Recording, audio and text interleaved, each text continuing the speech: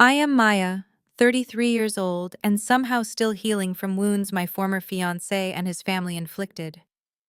As a successful forensic auditor on Wall Street, I spent years navigating the toughest financial crimes, but nothing prepared me for the blatant betrayal at my own wedding.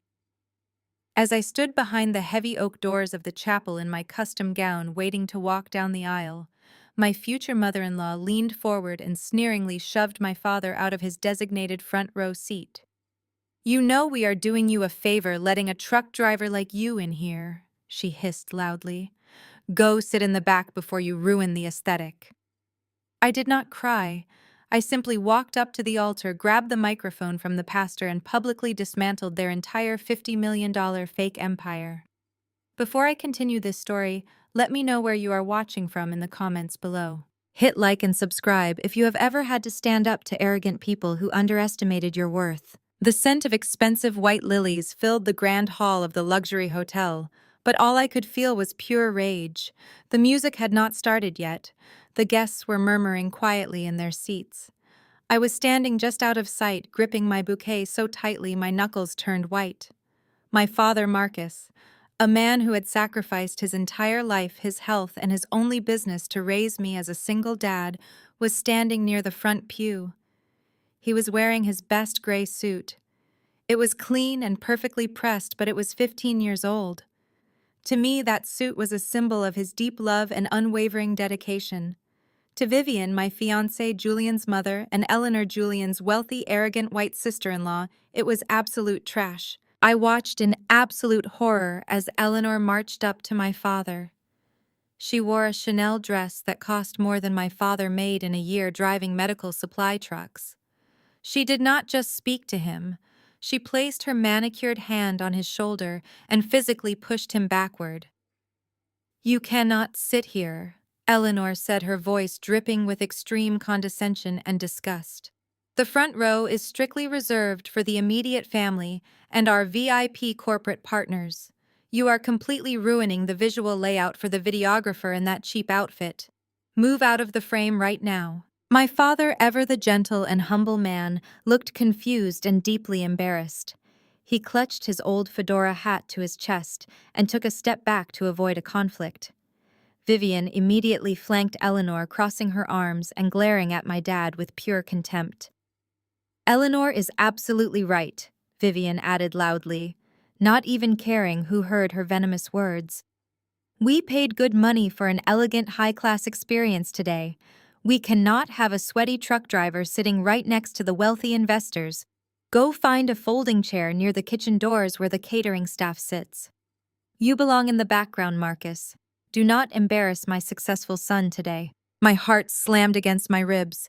I dropped my bridal bouquet on the cold marble floor. I did not care about the grand entrance anymore. I pushed the heavy oak doors open and marched straight down the aisle before the music even queued up. Heads turned instantly. Shocked whispers erupted among the 300 wealthy guests. I ignored all of them and walked directly up to Julian. He was standing by the altar with his groomsmen, looking perfect in his expensive custom tuxedo. "Julian." I snapped, my voice echoing slightly in the massive quiet room. "Tell your mother and your sister-in-law to get their hands off my father right now.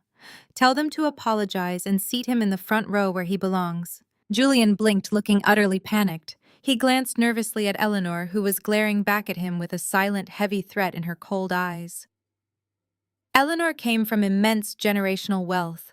Her family supposedly bankrolled Julian's entire investment firm. Julian's entire identity and social standing were built on pleasing Eleanor and maintaining his fake bougie lifestyle. He nervously adjusted his silk tie, leaned down, and grabbed my arm tightly. "Maya, please," Julian whispered frantically. His teeth gritted into a fake, desperate smile for the watching crowd. "Stop making a huge scene. Eleanor is actually right. Your dad looks completely out of place next to the hedge fund managers. His suit is literally fraying at the cuffs. Just let him sit in the back with the waitstaff for the ceremony. We will take a couple of quick pictures with him later in the lobby. Do not make Eleanor mad. Her dad is the biggest financial backer of my entire fund. Just smile, keep your voice down, and let it go." I stared at the man I was supposed to marry in 5 minutes. I looked at his weak, cowardly face. He was totally willing to banish the man who gave up everything for me just to keep up false appearances for a sister-in-law who secretly despised our background. Vivian smirked at me from the front row, looking incredibly triumphant. Eleanor crossed her arms, raising an eyebrow as if daring me to challenge her supreme authority in front of her high society friends. They all fully expected me to break down. They expected me to cry to submit, to realize my place at the absolute bottom of their vicious social hierarchy. They thought because I grew up in a working-class neighborhood, I would just swallow the disrespect to secure a permanent spot in their elite wealthy family. They were dead wrong. I did not shed a single tear. I calmly pulled my arm out of Julian's pathetic, sweaty grip. I looked him dead in the eyes and saw the exact moment he realized he had made a fatal mistake. I turned my back on him completely. I walked up the 3 carpeted steps to the main altar.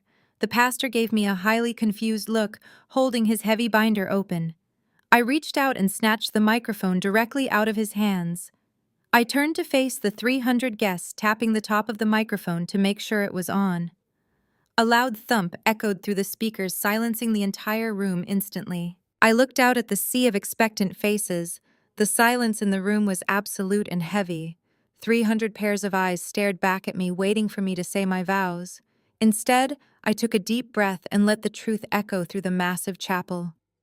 I am deeply sorry to everyone who traveled so far to be here today. I said, my voice steady and completely devoid of tears. But there will be no wedding today. This ceremony is officially canceled. A collective gasp ripped through the audience.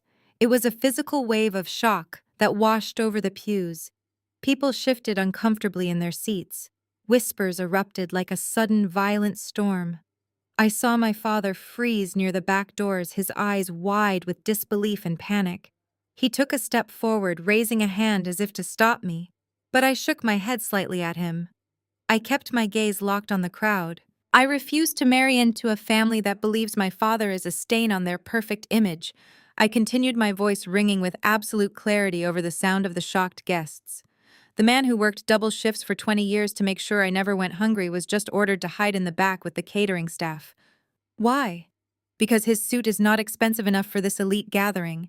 I do not stand where my father is not welcome. Are you out of your absolute mind? Vivian shrieked. She lunged up the altar steps, her expensive silk dress catching on the lavish floral arrangements that lined the stairs. She ripped the microphone stand from my grip, her face contorted with pure, unfiltered rage. Her perfectly manicured fingers dug into the metal as she tried to yank the heavy bass away from me, but I held my ground firmly. The microphone picked up her heavy, angry breathing, broadcasting her fury to the entire room. You ungrateful little charity case! Vivian spat, leaning so close I could smell the expensive champagne on her breath. Her voice boomed through the speakers, entirely dropping her polite society facade. Do you have any idea what you are doing right now? You are humiliating us in front of the most important people in this city. We took you out of the hood, Maya. We gave you a chance to be part of a real family, a respectable family.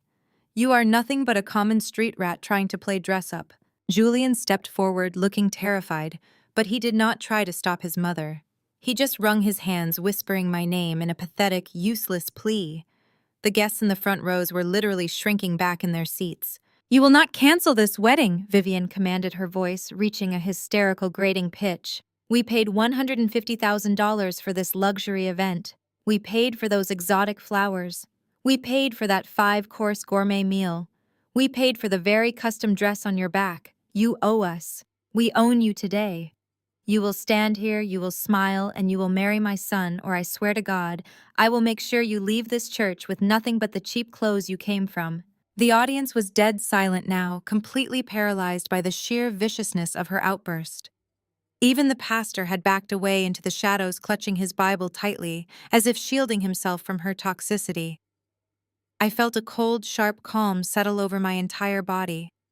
I did not flinch. I did not raise my voice or lose my temper. I just looked at Vivian with utter and complete disgust. You do not own me, Vivian, I said evenly, projecting my voice so the front rows could hear me clearly without the microphone. And you certainly did not pay for my dress.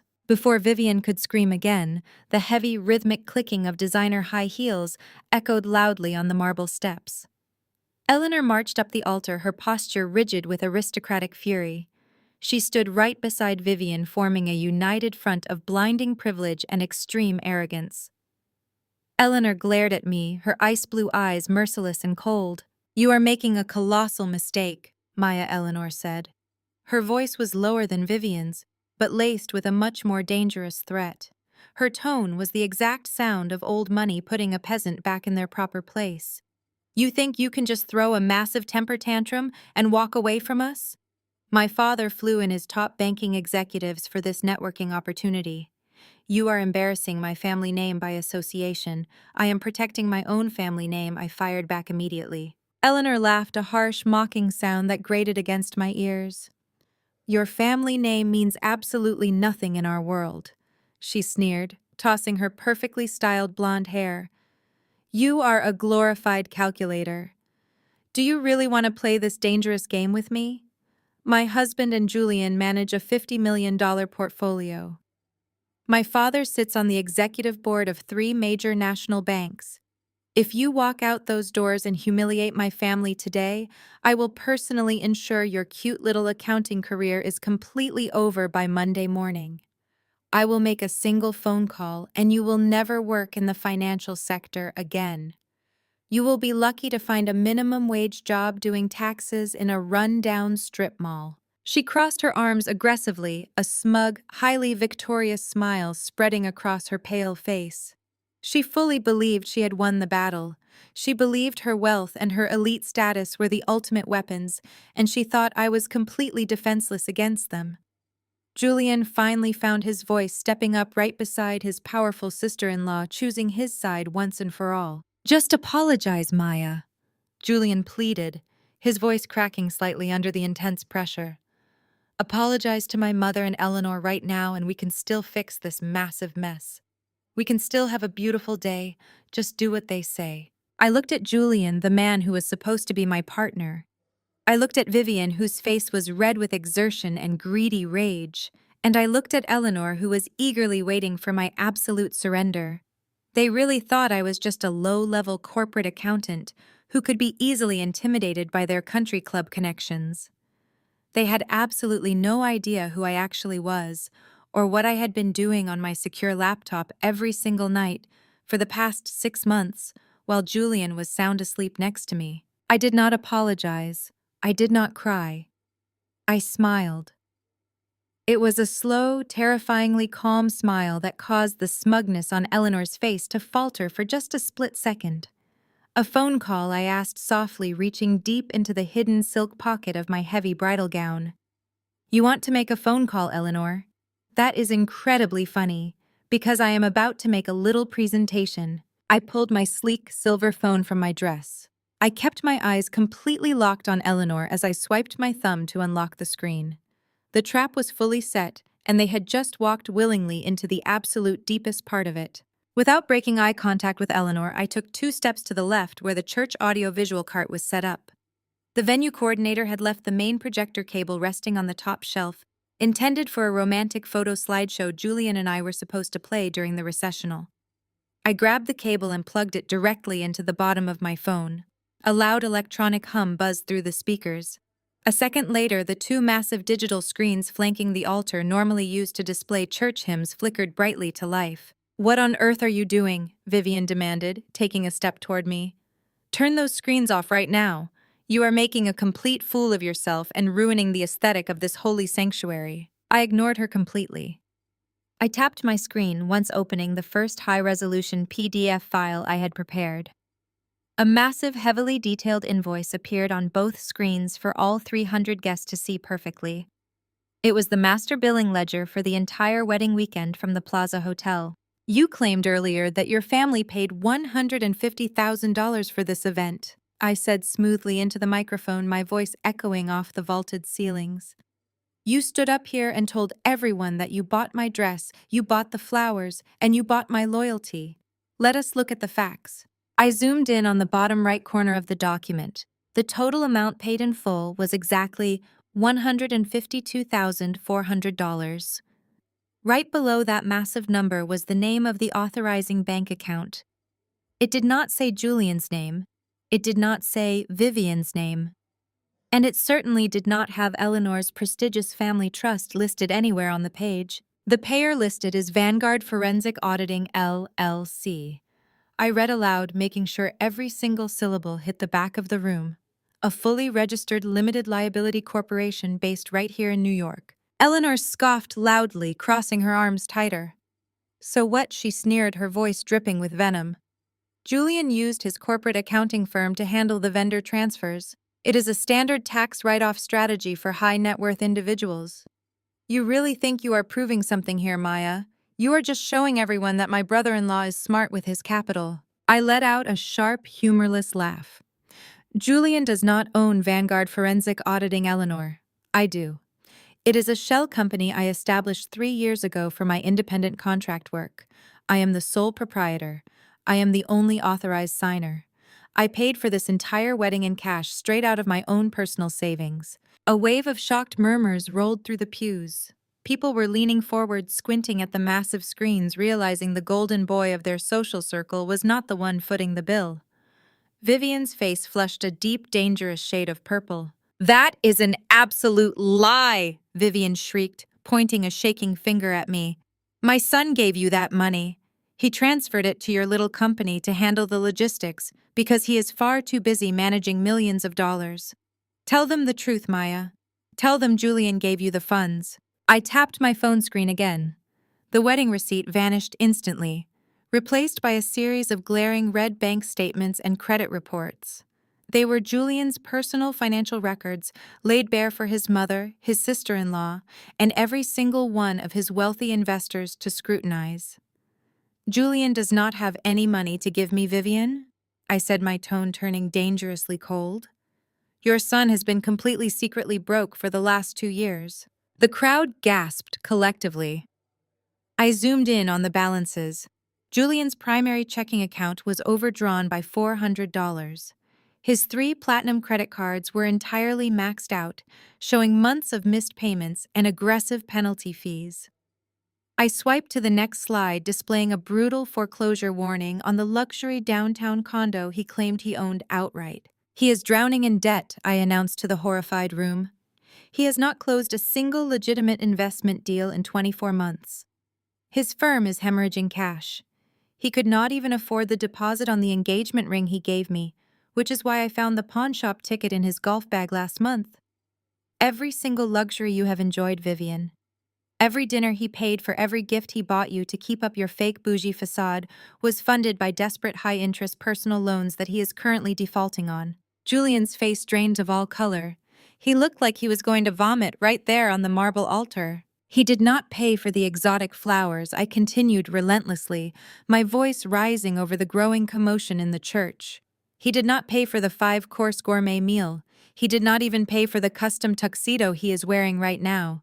I paid for it.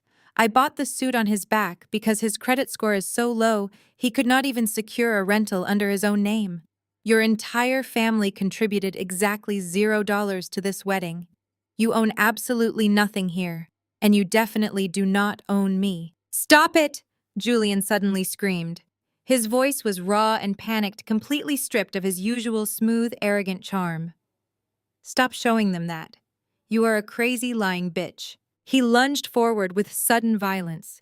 He completely bypassed me and threw his entire body weight at the audio-visual cart.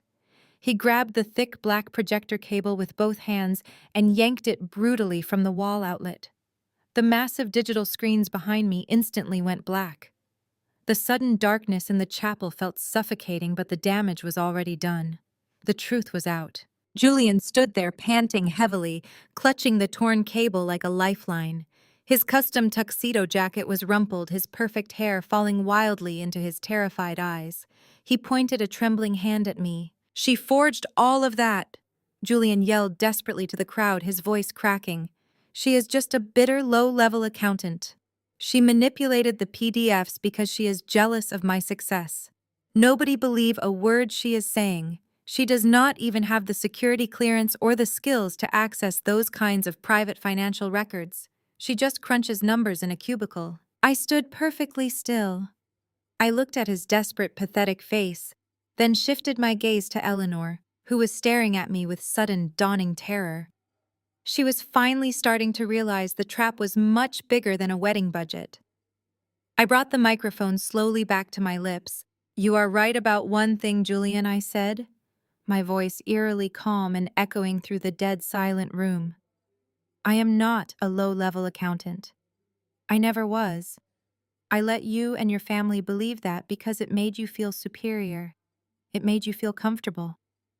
I took a step forward, closing the distance between us, forcing him to look me dead in the eyes. "I am a senior forensic auditor for the United States Securities and Exchange Commission," I stated clearly, "and I have spent the last 6 months formally investigating your entire $50 million investment fund." The chapel remained completely paralyzed by my highly unexpected declaration. The words hung in the air like a death sentence. Heavy footsteps echoed from the front row. Preston Julian's older brother and Eleanor's extremely wealthy husband stepped onto the altar.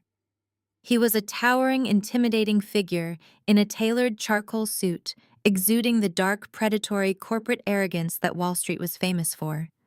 He stood squarely between Julian and me, physically trying to intimidate me. "Listen carefully," Maya Preston said, his voice dropping into a smooth, calculated, and patronizing register. "You are experiencing a severe acute stress response. It is common for brides to suffer a psychological break under the immense pressure of planning a high-profile event. You do not work for the SEC, and you certainly do not have the jurisdiction to audit a private equity firm. Let us de-escalate this situation before you cause irreparable damage to your professional reputation and face a defamation lawsuit." He turned to the crowd, flashing a reassuring smile. "Ladies and gentlemen, please excuse my sister-in-law. She has been under tremendous mental strain. We are going to get her medical help right now." He reached out to grab my wrist to escort me off the altar. I did not step back. I slammed my hand down on the audiovisual cart, grabbing the backup cable. I plugged it directly into my phone and jammed the other end into the floor outlet. The massive screens behind me flashed back to life, instantly bathing the altar in the bright light. "Do not touch me, Preston," I warned, my voice cutting through his corporate manipulation like a knife. "You want to talk about acute stress? Let us talk about the margin calls your firm has been dodging for the last 3 quarters. Let us talk about the catastrophic liquidity crisis you are hiding." Preston froze, his hand suspended in midair.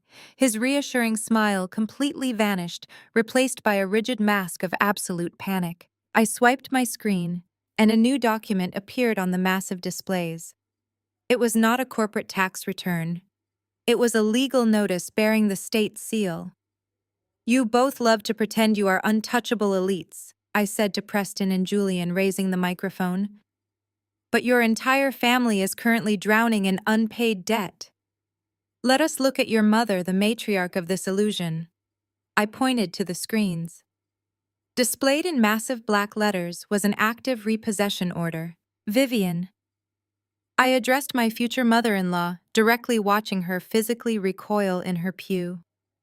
"For the last 2 years, you have been driving that pristine white Mercedes-Benz to every church function. You bragged to everyone in this room that you paid for it in cash.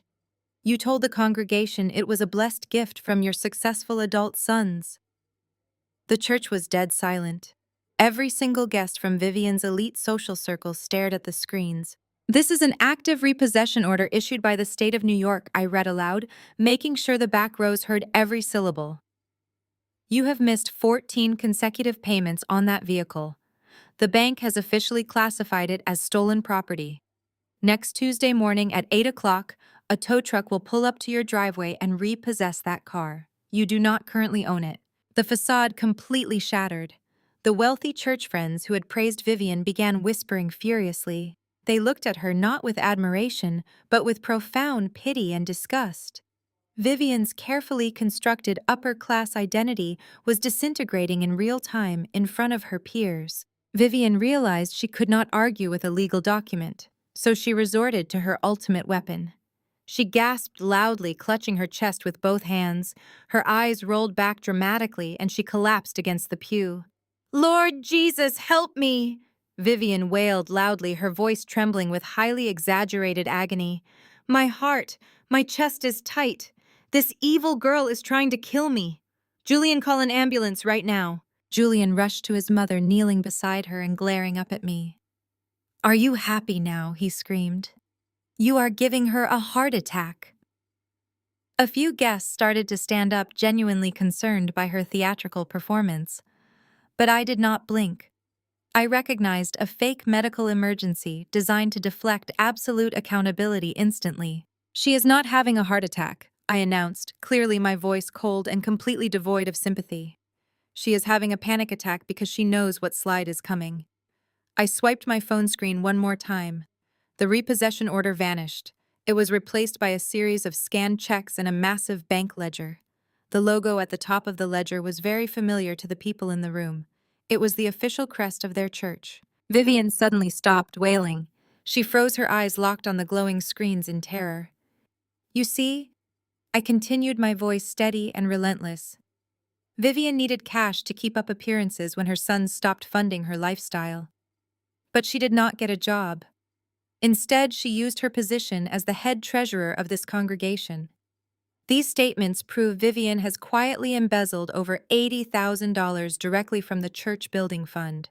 The collective gasp from the congregation was deafening. The senior pastor stepped forward from the choir loft, his face completely drained of color. He stared at the detailed ledgers displaying every single unauthorized bank transfer. That $80,000 was strictly supposed to pay for the new community center roof and the children's outreach program. Instead, Vivian drained the sacred accounts to pay for her expensive country club, dues, luxurious spa days, and the maintenance on her fraudulent luxury vehicle. She stole directly from the very community she desperately wanted to rule. Vivian slowly lowered her trembling hands from her chest. Her fake medical emergency completely evaporated. She was now utterly and completely trapped. Vivian slowly lowered her trembling hands from her chest. Her fake medical emergency completely evaporated. She was now utterly and completely trapped. The senior pastor stared at her with deep disappointment, shaking his head before slowly backing away into the shadows. The absolute silence in the massive chapel was suffocating. Every single guest was holding their breath, waiting to see what would happen next. Eleanor could no longer stand on the sidelines. Her carefully curated world, her absolute sense of superiority was being violently dismantled by someone she deemed infinitely beneath her. She shoved past Preston, her high heels clicking aggressively against the marble floor. Her pale face was flushed with pure, unfiltered fury. She marched right up to me, invading my personal space, weaponizing her privilege and her deeply ingrained entitlement. She pointed a perfectly manicured finger directly at my face, her massive sapphire ring catching the bright church lights. Enough of this absolute garbage, Eleanor screamed, completely dropping all pretenses of high society elegance. You think you are so incredibly smart with your little corporate spreadsheets and your stolen church documents. You think exposing my pathetic, desperate mother-in-law makes you a powerful woman. Let me remind you exactly who you are dealing with today, Maya. She took a deep breath, her chest heaving as she prepared to deliver what she believed was the ultimate crushing blow. You are an absolute nobody. You come from nothing. You will always be nothing. My family built the financial district of this city. My father has the mayor and the governor on speed dial. We have generational wealth that your sweaty truck driver father could not even comprehend in his wildest, most desperate dreams. You are a minor inconvenience to people like us. Eleanor took another aggressive step closer, her voice echoing with toxic, blinding arrogance. Julian and my husband manage a $50 million private equity investment fund. $50 million, Maya. That fund is entirely backed by my father and his billionaire country club associates. Do you really think anyone in the real world cares about a few missed car payments or some petty church theft when we control that kind of immense capital? We can crush you with a single lawsuit. We can buy your entire miserable neighborhood and bulldoze it just for fun. You are playing a highly dangerous game that you cannot possibly win. I stood perfectly still, letting her venomous classist words wash over the silent, horrified crowd. The church guests were completely paralyzed watching the wealthy, powerful Eleanor unleash her true ugly nature. I looked at her flushed face, her aggressive posture, and the absolute certainty in her ice blue eyes that her money made her an untouchable god. And then I laughed. It was not a small, polite chuckle. It was a loud, genuine, deeply resonant laugh that echoed violently off the vaulted ceilings of the holy sanctuary.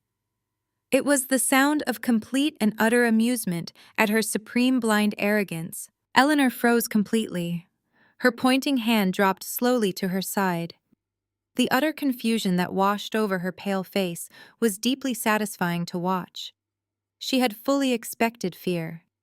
She had expected me to cower before her family's immense financial power and beg for mercy.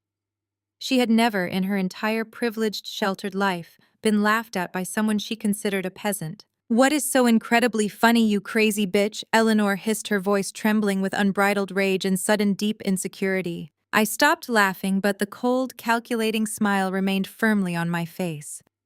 "You are funny, Eleanor," I replied smoothly, projecting my voice so the investors in the front row could hear every single word. "You stand up here bragging so proudly about your father's endless money. You brag about the immense, unstoppable power of this $50 million fund.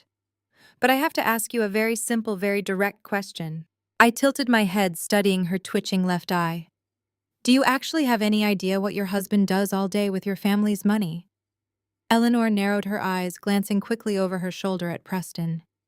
Preston was suddenly sweating profusely, the thick collar of his expensive custom shirt completely soaked.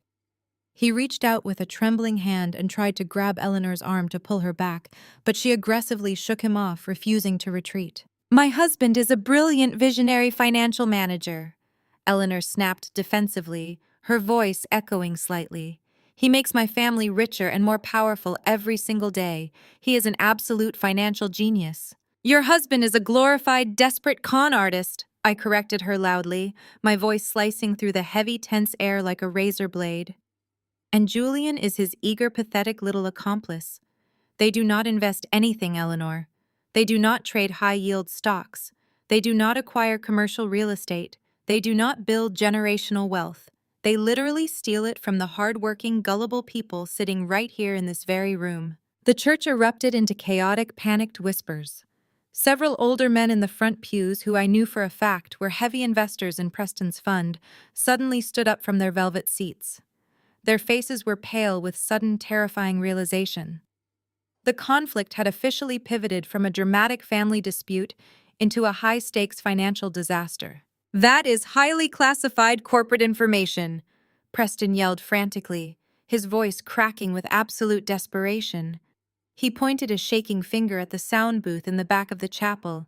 "Turn off the power to those digital screens right now. Cut the main electrical breaker. She is committing federal corporate espionage. She is a rogue agent making up terrible lies." "I am conducting a formal federal audit," I shot back, raising the heavy microphone higher. "And the results of this official audit are absolutely devastating for every single person standing up here on this altar." I turned my attention back to my phone. I swiped the screen, dragging the final, most damning piece of evidence directly onto the massive digital displays behind me. The glowing screens shifted from Vivian's church ledgers to a highly secured encrypted banking portal.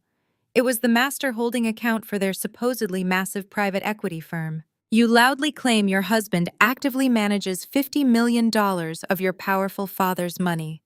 "Eleanor," I said, my voice dropping to a low, lethal register that demanded absolute attention. "Let us look at the actual real-time liquid balance of that master offshore account as of 9 o'clock this morning." Eleanor slowly turned her blonde head to look at the massive screens. Preston buried his face in his hands, letting out a loud, pathetic sob. Julian simply collapsed onto his knees on the cold marble floor, knowing the game was entirely over. I pointed directly at the bright red numbers projected on the wall.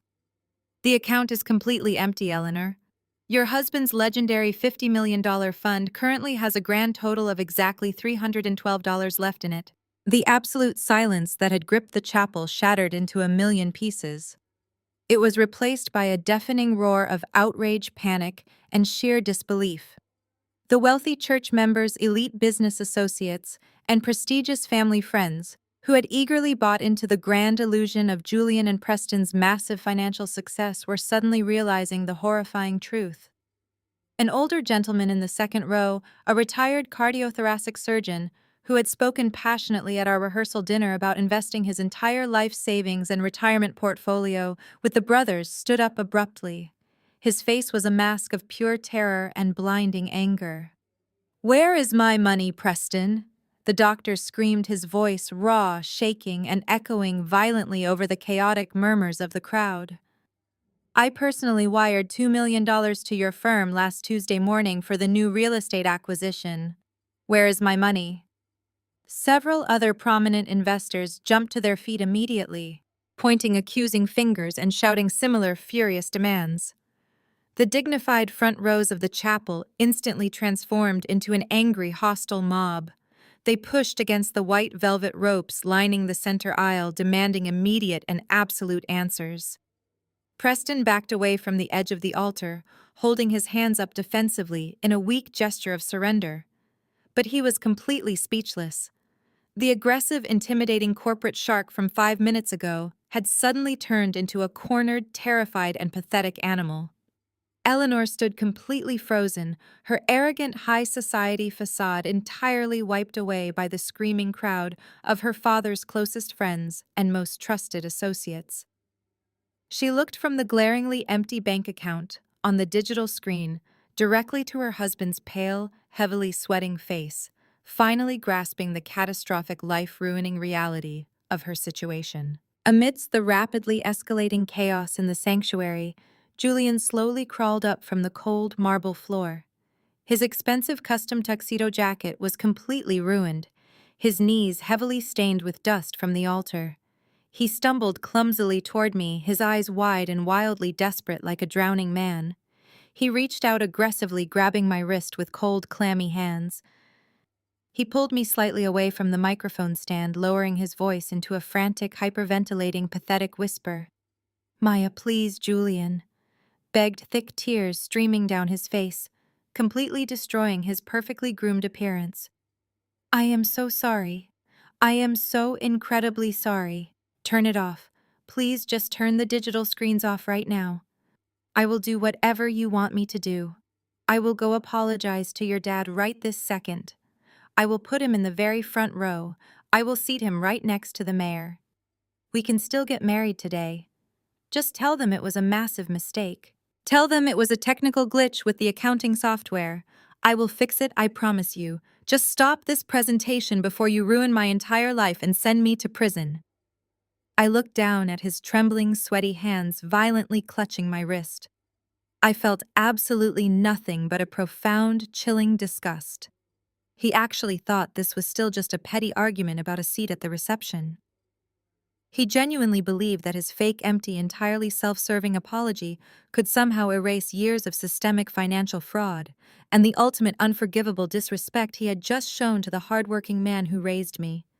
He thought he could casually bargain his way out of federal felony charges by simply offering my father a folding chair. I violently yanked my arm out of his pathetic grasp. I stepped firmly back to the center of the altar, pulling the microphone directly to my mouth. I made sure my steady voice completely overpowered the screaming, panicked investors in the pews. "You want to apologize to my father now, Julian," I announced loudly, my voice cutting through the intense panic like a massive thunderclap. "You think offering him a seat is going to fix this absolute disaster? It is far too late for your empty apologies. This is no longer about a seat at a wedding.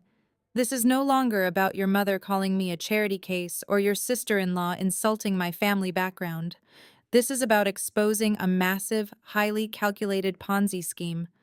The phrase Ponzi scheme hit the crowded chapel like a physical, devastating bomb. The angry shouting abruptly stopped, instantly replaced by a horrifying collective gasp of absolute dread. Married couples tightly grabbed each other. Some guests started aggressively typing on their phones, desperately trying to log into their mobile banking apps to check their depleted portfolios.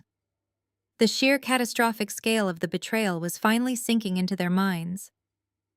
"Yes, you heard me perfectly. I continued, my cold eyes scanning the terrified faces of the congregation.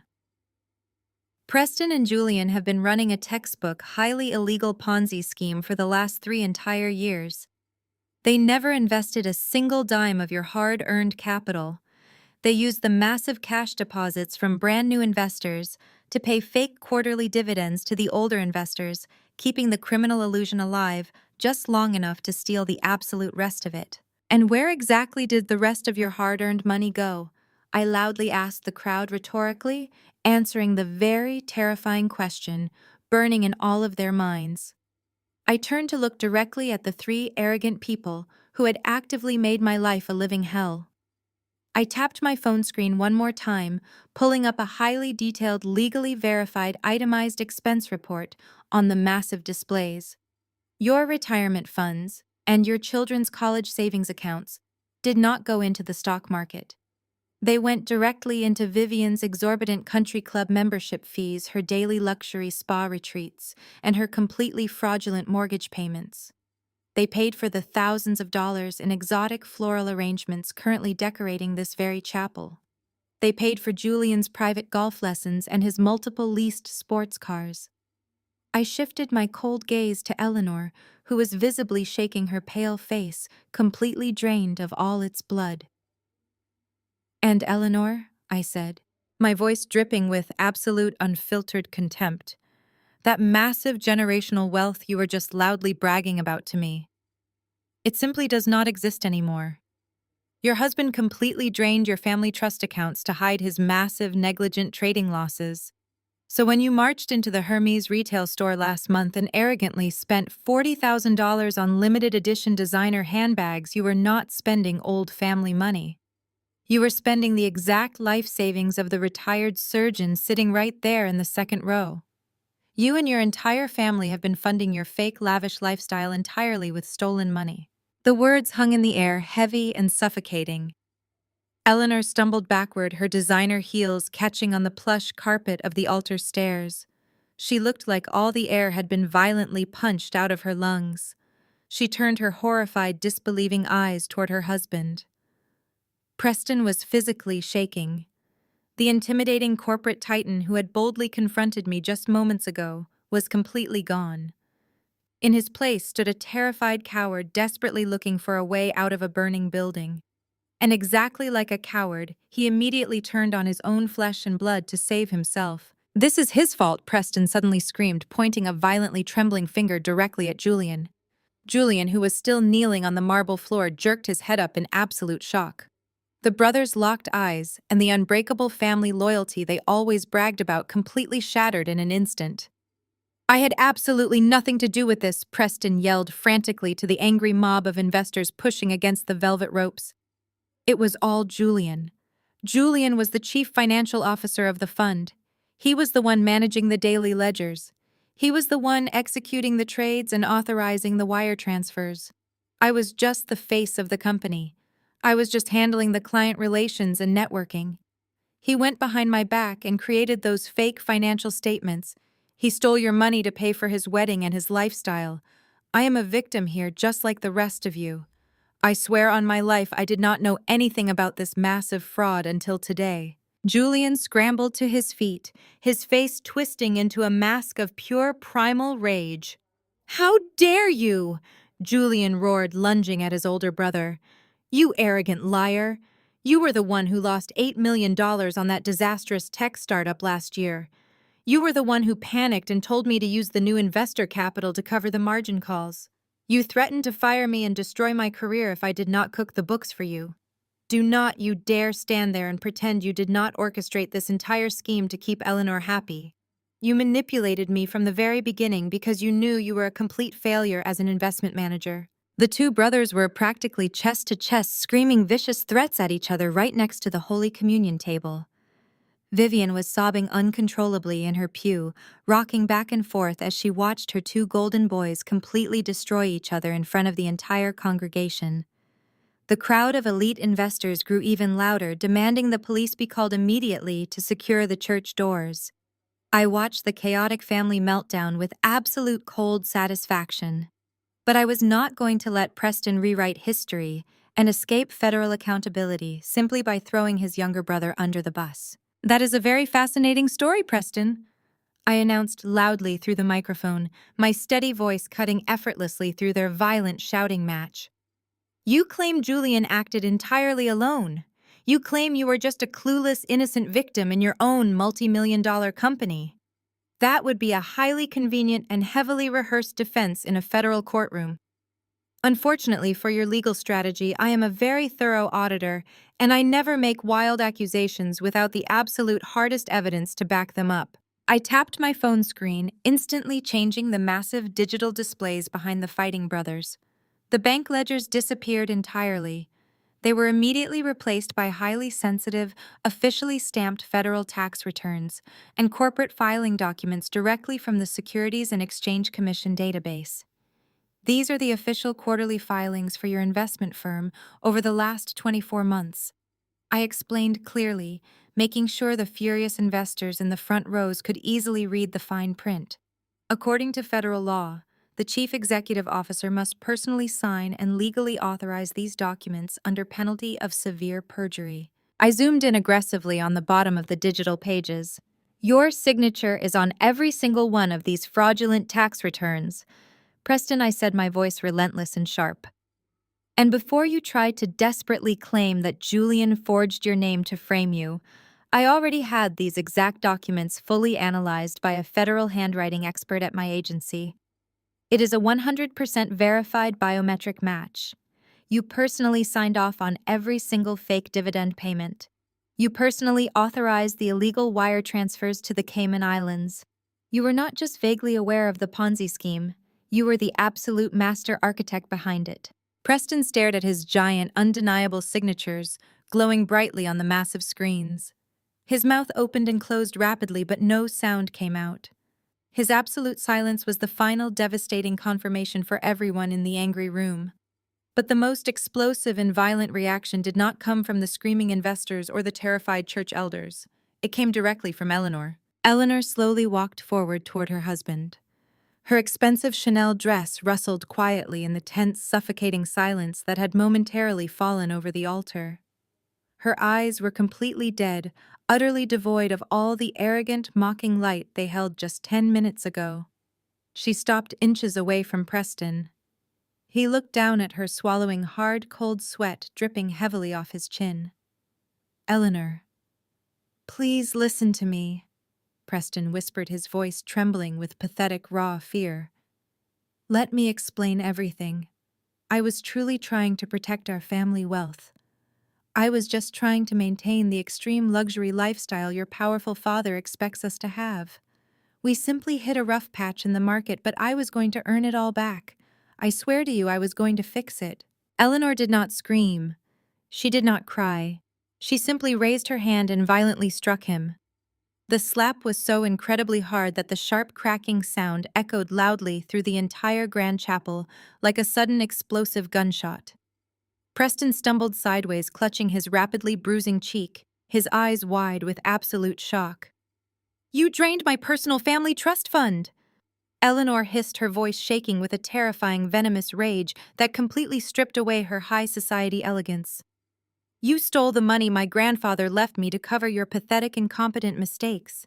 You have completely ruined my family name forever. You completely ruined my family name forever. Eleanor's voice broke on the last word, sounding less like a powerful socialite and more like a terrified child who had just broken an extremely expensive vase. She turned away from her pathetic husband, refusing to look at his bruising face or his pleading eyes.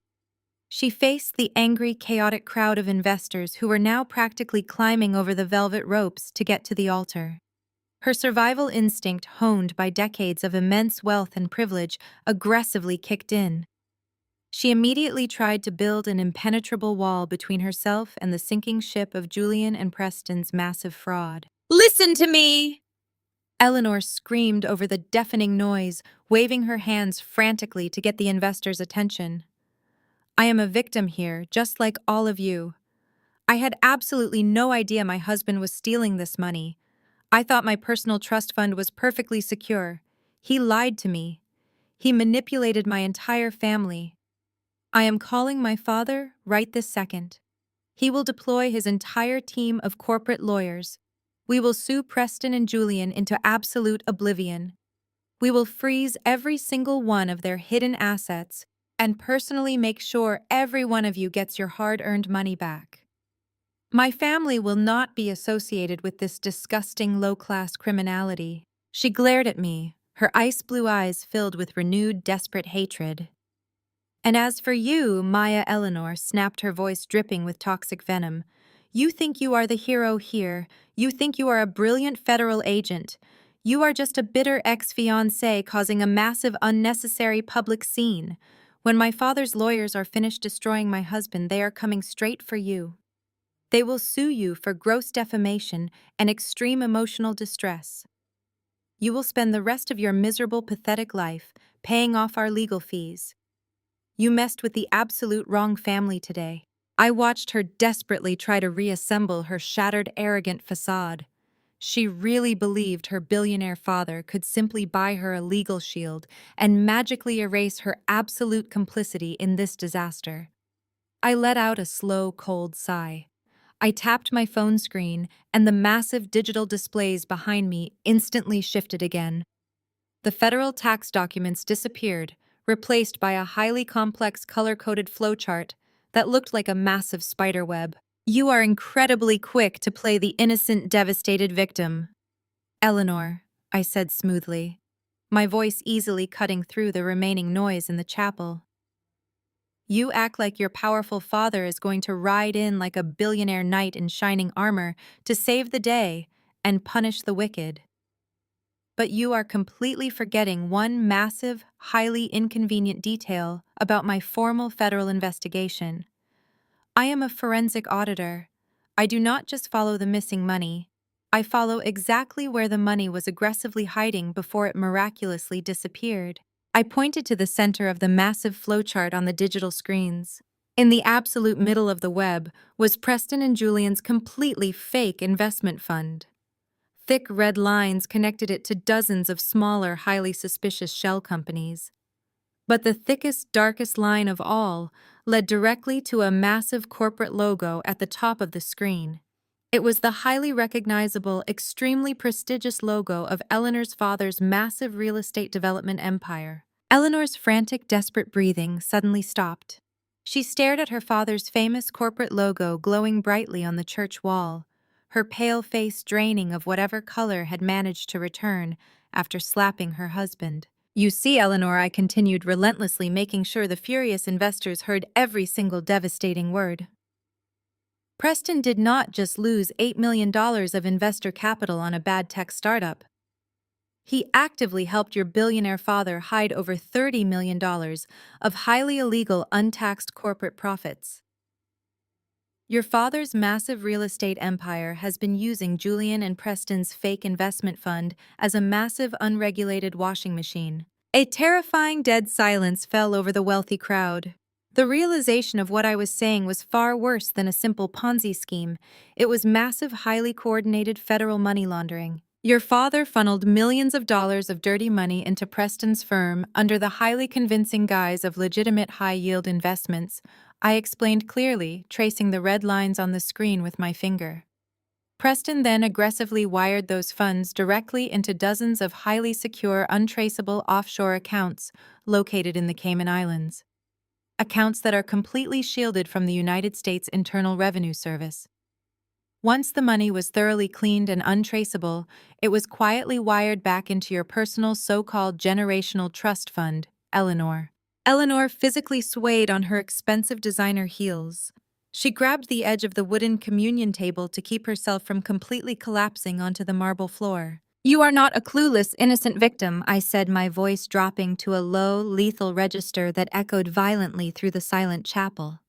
Your entire luxurious life, your expensive designer clothes, your massive trust fund, all of it is directly funded by your father's massive tax evasion and federal money laundering. Preston and Julian were just the pathetic, eager little pawns your father used to do his incredibly dirty work. They took the massive legal risks so your prestigious family could keep their hands perfectly clean. That is a complete, absolute lie, Eleanor shrieked, her voice cracking wildly into a highly hysterical, terrified pitch. My father is a completely legitimate, deeply respected businessman. You are making all of this up to destroy me because you are intensely jealous of my wealth. I am calling him right now. He will absolutely destroy you for suggesting this. She frantically dug into her expensive designer clutch, pulling out her sleek gold phone with heavily trembling hands. She practically slammed her finger against the screen, desperately dialing her powerful father's private number. I did not try to stop her. I did not flinch. I simply stepped forward, holding the heavy microphone out toward her shaking hands. Call him Eleanor, I said softly, my voice filled with absolute chilling certainty. Call your powerful, untouchable billionaire father right now. But do not just hold the phone to your ear. Put it on speaker. Let his closest friends and his most trusted investors hear exactly what he has to say about the massive Cayman Islands offshore accounts. Call him.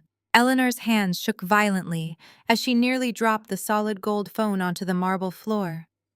She pressed the speaker button with her perfectly manicured thumb and held the device up high for the entire chapel to witness. She wanted to prove me wrong. She desperately needed her powerful, untouchable father to answer the phone, bark a terrifying legal threat, and instantly restore the protective bubble of her generational wealth. The phone began to ring. The sound echoed loudly through the tense, silent sanctuary. 1 ring, 2 rings, 3 rings. With every single unanswered tone, the smug, arrogant confidence drained further and further from Eleanor's pale face. People in the front pews leaned forward, holding their breath. 4 rings, 5 rings. Then the sharp beep of the automated voicemail system filled the room. You have reached the executive office of Richard Vance, the robotic voice announced coldly. Leave a message. Eleanor aggressively jabbed the screen, hanging up before the recording could even finish. He is just in a major board meeting. Eleanor snapped defensively, looking wildly at the investors who were now staring at her with pure, unfiltered suspicion. He never answers his personal line when he is closing a massive real estate acquisition. She frantically tapped the screen again, navigating to his private emergency number. Only the immediate family has this direct line, she explained to the crowd, her voice rising in a frantic, desperate pitch. He will answer this one. He always answers this one. She hit the speaker button again. The phone rang once. Then it immediately cut to a harsh, busy signal. The automated carrier voice chimed in, stating the cellular device had been completely disconnected from the network. Eleanor stared at the blank screen of her expensive phone, her jaw completely slack. She pressed the redial button over and over again in a manic rhythm, but the dead signal remained exactly the same. Her father, the untouchable billionaire who controlled politicians and owned half of the financial district, was completely unreachable. That is impossible. Eleanor whispered, her voice cracking as the terrifying reality began to finally penetrate her thick armor of privilege. He always has his phone. He has 3 personal assistants managing his calls. Why is his network disconnected? I stepped closer to her, my voice eerily calm against the backdrop of her rapid mental unraveling. He is not in a board meeting, Eleanor, I stated clearly, making sure the furious investors and the terrified church elders heard every single word. And his personal assistants cannot answer his phones because they currently have their hands zip-tied behind their backs. Eleanor slowly looked up at me, her ice blue eyes wide with pure absolute terror. I did not just audit your pathetic husband and his fake firm for fun, I explained, loudly addressing the entire congregation. I did not just spend my evenings crunching numbers because I was curious. For the last 6 months, while Julian thought I was safely asleep in our bed, I was actively building a massive airtight federal case against this entire criminal syndicate. I wore a federal wire to your exclusive country club dinners. I copied the encrypted hard drives in Preston's home office during your lavish Thanksgiving party. I handed over a 400-page forensic dossier to the United States Department of Justice 3 hours before I put on this wedding dress. Eleanor took a staggering step backward, her expensive Chanel gown catching under her heel. Your father is not answering your frantic phone calls because his corporate headquarters in downtown Manhattan is currently surrounded by federal agents. I revealed, my voice hitting the room like a physical shockwave. As we stand here in this church, the FBI Cybercrimes Division is actively raiding his executive offices. They are seizing his servers, freezing his offshore assets, and physically dragging his corrupt board of directors out of the building in heavy steel handcuffs. The chapel erupted into absolute bedlam. The investors realized they were not just victims of a bad trade, they were deeply entangled in a federal money laundering investigation. Several men immediately bolted for the side exits, desperately pulling out their phones to call their own criminal defense attorneys. Eleanor dropped her gold phone. It hit the marble floor and shattered instantly, much like her entire privileged existence. She covered her face with her shaking hands and began to sob uncontrollably, a pathetic, broken sound that completely stripped away her high society identity. But the absolute loudest, most gut-wrenching reaction came from the very front pew. Vivian, who had been sitting frozen in horror throughout the entire confrontation, suddenly let out a deafening, blood-curdling scream. It was not a fake theatrical gasp for sympathy like her previous performance. It was a genuine primal shriek of absolute life-destroying agony. She threw herself off the velvet church pew and crashed violently onto her knees on the hard floor.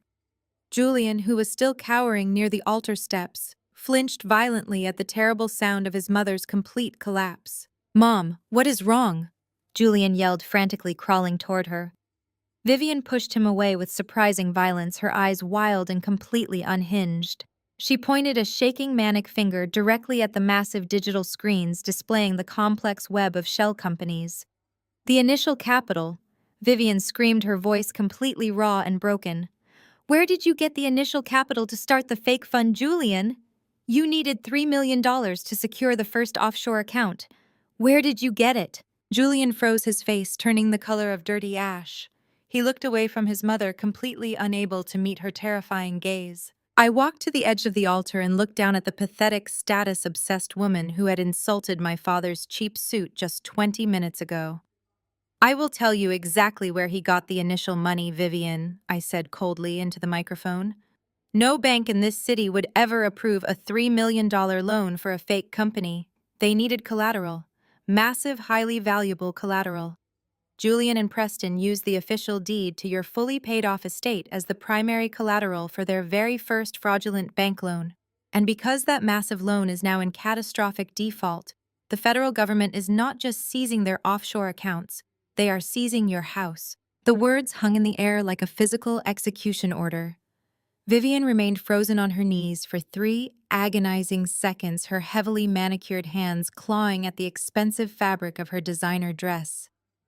The terrifying reality of losing her luxurious estate, the very foundation of her fake high society identity, finally shattered her completely. She let out a guttural, animalistic scream and violently scrambled to her feet. She lunged directly at Julian. She did not just yell at him. She began physically beating him.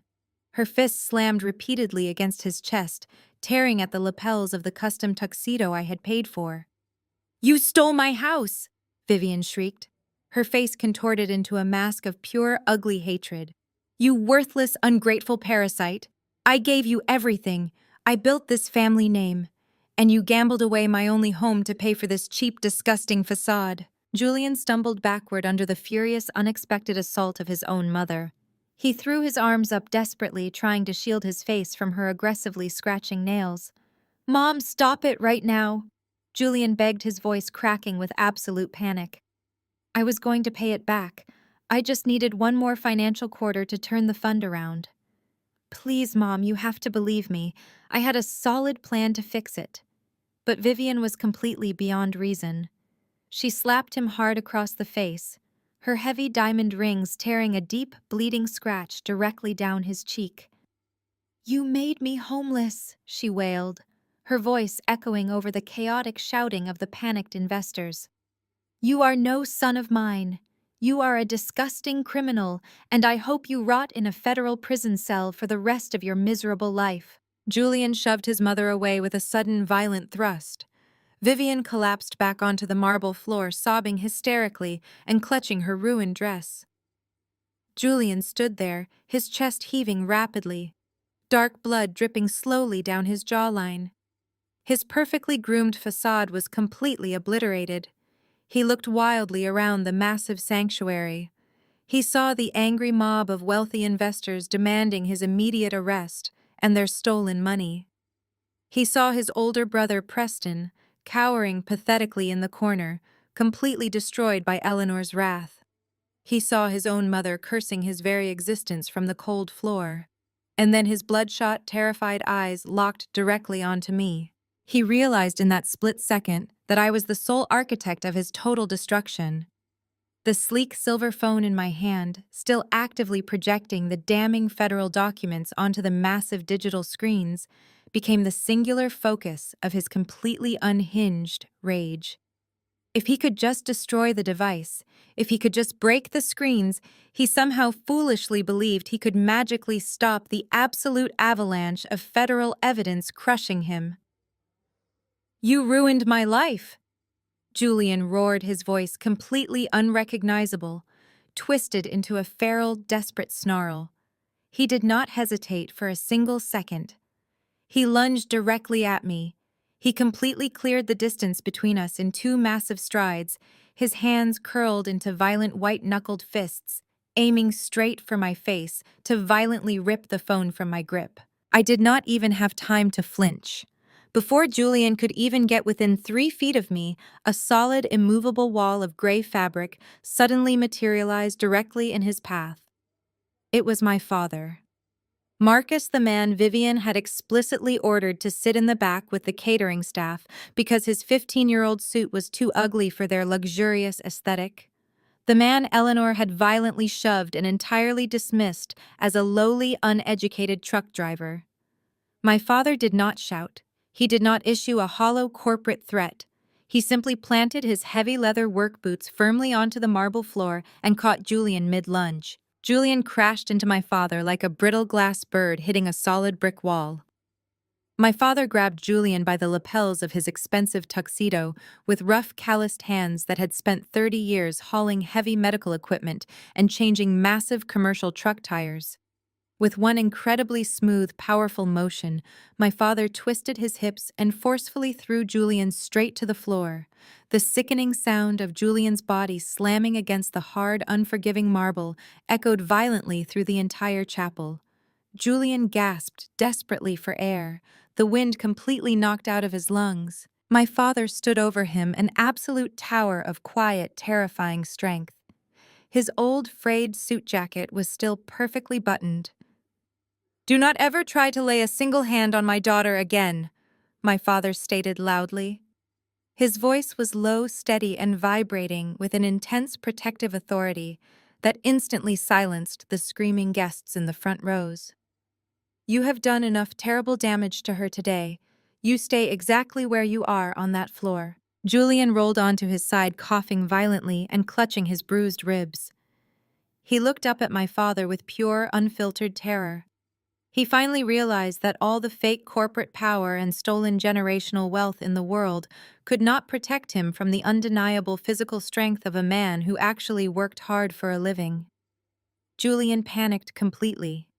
The horrific realization that he was entirely trapped both legally and physically broke the last remaining piece of his sanity. He scrambled backward like a pathetic cornered rat. He looked desperately toward the 5 groomsmen standing frozen near the side aisles. "Close the doors!" Julian screamed at them, his voice high-pitched and frantic with absolute blinding fear.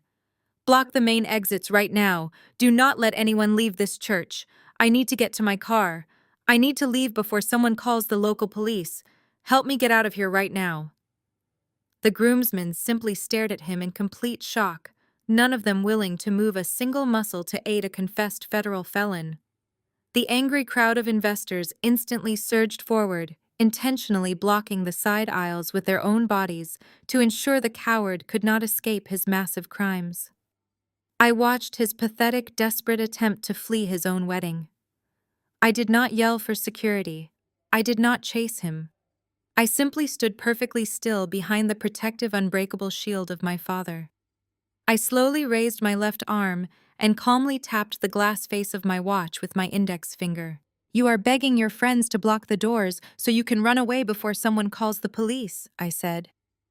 My voice echoed with a terrifying amusement that made Julian freeze entirely on the floor. "You really think I am relying on a simple noise complaint to a local precinct to handle a $50 million federal money laundering operation? You think I am going to let you drive away and miraculously disappear into the wind?" I tapped my watch a second time. "I did not just call the police, Julian. I have not touched my phone to make a single call since I walked down that aisle." Julian stared up at me, his breath hitching painfully in his chest.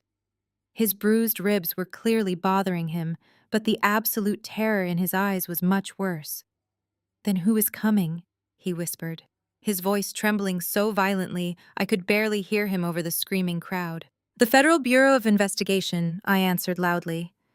"And they do not need me to call them. They have been coordinating this exact moment for 3 days.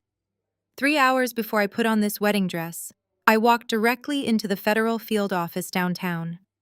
I sat across from the lead director of the Cybercrimes Division, and I personally handed over a 400-page forensic dossier.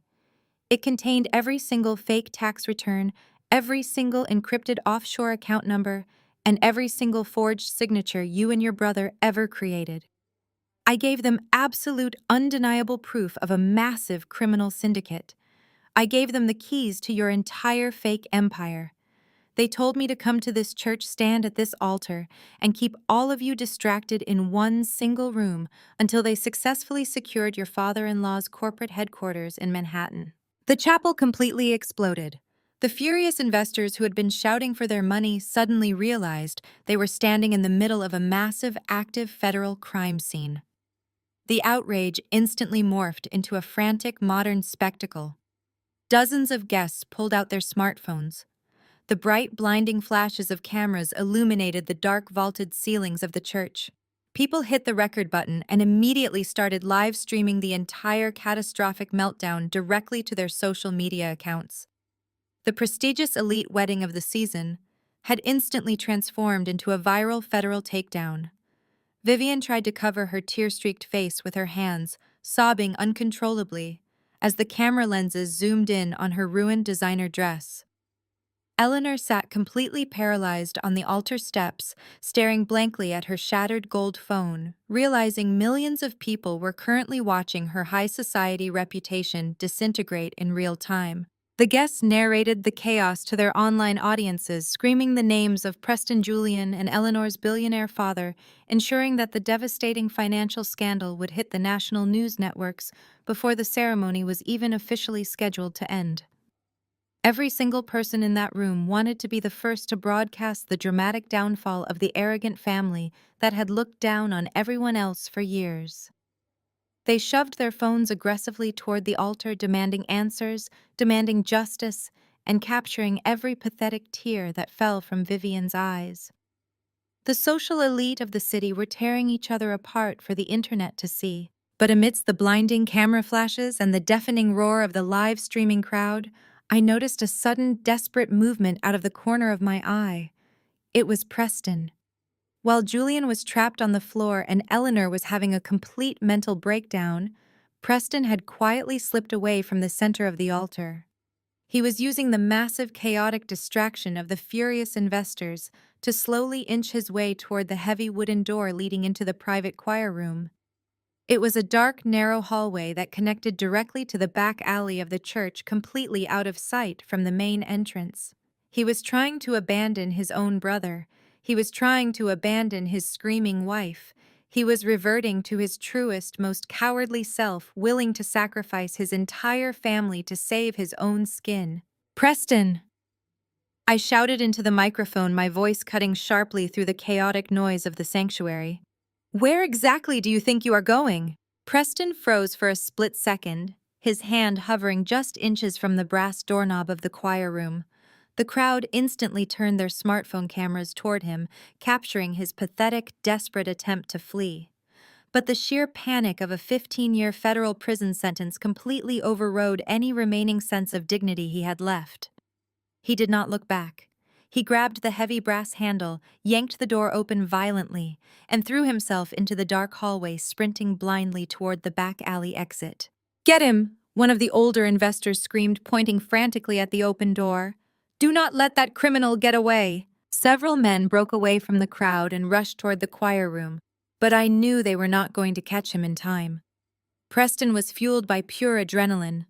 Julian watched his older brother disappear into the shadows, his face twisting into a mask of absolute agonizing betrayal. His own flesh and blood had just left him on the cold marble floor to take the entire fall for the massive criminal enterprise. "He is gone," Julian cried out weakly, clutching his chest. "He took the offshore account passwords and left me here. I did not panic. I did not chase after Preston. I simply looked down at Julian and smiled a cold, unforgiving smile. 'He is not going anywhere,' I said smoothly. 'I told you the federal government has been planning this specific operation for 3 days. Do you really think they would leave the back doors of this building completely unguarded?' As if answering my exact question, a massive, deafening crash echoed from the front of the sanctuary. The heavy, solid oak double doors of the church were violently kicked open from the outside. The massive wooden panels slammed aggressively against the interior stone walls with a terrifying boom. Brilliant, aggressive flashes of red and blue emergency lights pierced through the ancient colored glass windows. The heavy oak doors did not just open. They were violently pushed apart by a dozen heavily armed federal agents wearing dark tactical gear. The letters FBI were stamped boldly in bright yellow across their bulletproof vests. They flooded into the center aisle of the church, their heavy combat boots stomping mercilessly over the pristine white flower petals scattered on the carpet. The entire congregation scrambled backward in absolute terror, climbing over the wooden pews to get out of the way. The agents moved with terrifying, highly coordinated precision. They bypassed the screaming guests and marched directly toward the altar. The commanding officer, a tall, imposing man with a heavy radio strapped to his chest, raised a hand signaling his team to secure the perimeter. "Nobody moves." The commanding officer bellowed, his voice carrying the absolute authority of the federal government. "Keep your hands exactly where we can see them. Stay in your seats." The bright flashing of the police cruisers parked on the lawn cast an eerie red and blue glow over the terrified high society crowd. 2 agents immediately broke off from the main formation and sprinted toward the side hallway where Preston had just disappeared. We heard the loud, unmistakable sound of a physical struggle echoing from the narrow corridor. "Let go of me!" Preston screamed, his voice completely devoid of its usual arrogant corporate tone. "Do you have any idea who I am? You cannot touch me without my attorney." A second later, the 2 agents dragged Preston aggressively backward out of the shadows. His custom-tailored charcoal suit was violently torn at the shoulder. His perfectly styled hair was a messy, sweaty disaster. He kicked and thrashed against the agents like a petulant child, throwing a massive tantrum. "I am a managing director," Preston yelled, his face turning a dangerous shade of crimson. "You are making a catastrophic mistake. My father-in-law will completely destroy your entire department." The federal agents did not even blink. They effortlessly slammed Preston face first against the polished wooden side of the choir loft. "You are under arrest for federal wire fraud, conspiracy to commit money laundering, and severe tax evasion," one of the agents recited coldly, pulling Preston's arms behind his back. The sharp metallic click of heavy steel handcuffs snapping shut around Preston's wrists echoed loudly through the silent watching chapel. On the main altar, Julian tried to crawl backward away from my father, desperately scrambling toward the giant marble baptismal font. He did not make it very far. 2 agents grabbed him by the arms and hoisted him roughly to his feet. Julian burst into pathetic, hyperventilating tears. He looked absolutely nothing like the confident golden boy who had smirked at my father's cheap suit just an hour ago. He looked small, broken, and defeated. "I did not do it," Julian sobbed uncontrollably as an agent violently yanked his hands behind his back. It was Preston. Preston made me do it. I will testify against him. Just please do not put those handcuffs on me. The heavy steel ratcheted tightly around his wrists, silencing his pathetic bargaining. Eleanor was next. An agent stepped toward her holding a pair of handcuffs ready. Eleanor recoiled as if she were being approached by a rabid dog. "Do not you dare put those filthy things on me!" Eleanor shrieked, swatting aggressively at the agent's hands. "I am the direct heir to the Vance real estate empire. My dress costs more than your entire annual salary. If you touch me, I will personally ensure your family starves." The agent did not hesitate. He grabbed her wildly flailing arm, twisted it firmly behind her back, and forced her down onto her knees on the hard marble floor. Eleanor screamed in absolute primal fury as the cold steel clamped down tightly on her wrists. Her expensive blonde hair fell into her tear-streaked face. The massive sapphire ring on her finger scraped uselessly against the heavy metal cuffs. She kicked her designer heels against the floor, sobbing and screaming for her billionaire father to come save her. But her father was not coming. Her generational wealth could not shield her from the devastating consequences of her blinding arrogance. The three untouchable elites of the city were now kneeling together on the cold floor bound in steel, looking incredibly pathetic in their ruined, extremely expensive formal wear. The commanding officer walked slowly up the altar steps. He ignored the furious, thrashing criminals and stepped directly toward me. My father stood firmly by my side, refusing to step away, keeping a highly protective stance. I gently touched my father's arm, signaling that it was safe. The FBI agent stopped 3 feet away from me. He looked at my face, then glanced down at his heavy digital tablet. "Maya," the agent asked, his tone shifting from aggressive to highly professional. I nodded firmly. "Yes, that is me," I replied smoothly. The agent reached into his tactical vest and pulled out a physical copy of the first page of the massive forensic dossier I had submitted earlier that morning. "We have simultaneously secured the corporate headquarters in Manhattan and the primary offshore server farm," the agent confirmed quietly, ensuring the terrified crowd could not hear the operational details. "We have Richard Vance in federal custody." "Are these the 3 primary targets listed in your financial audit?" I looked down at Julian Preston and Eleanor. They were staring up at me with absolute horrifying realization. Their entire lives were literally resting in my hands.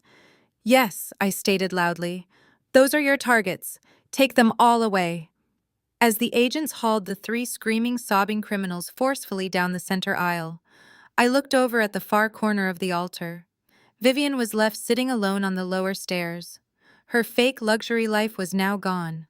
She was completely ignored by the federal authorities, bypassed by the angry investors, and completely stripped of her fake, pathetic prestige. The federal agents wasted absolutely no time.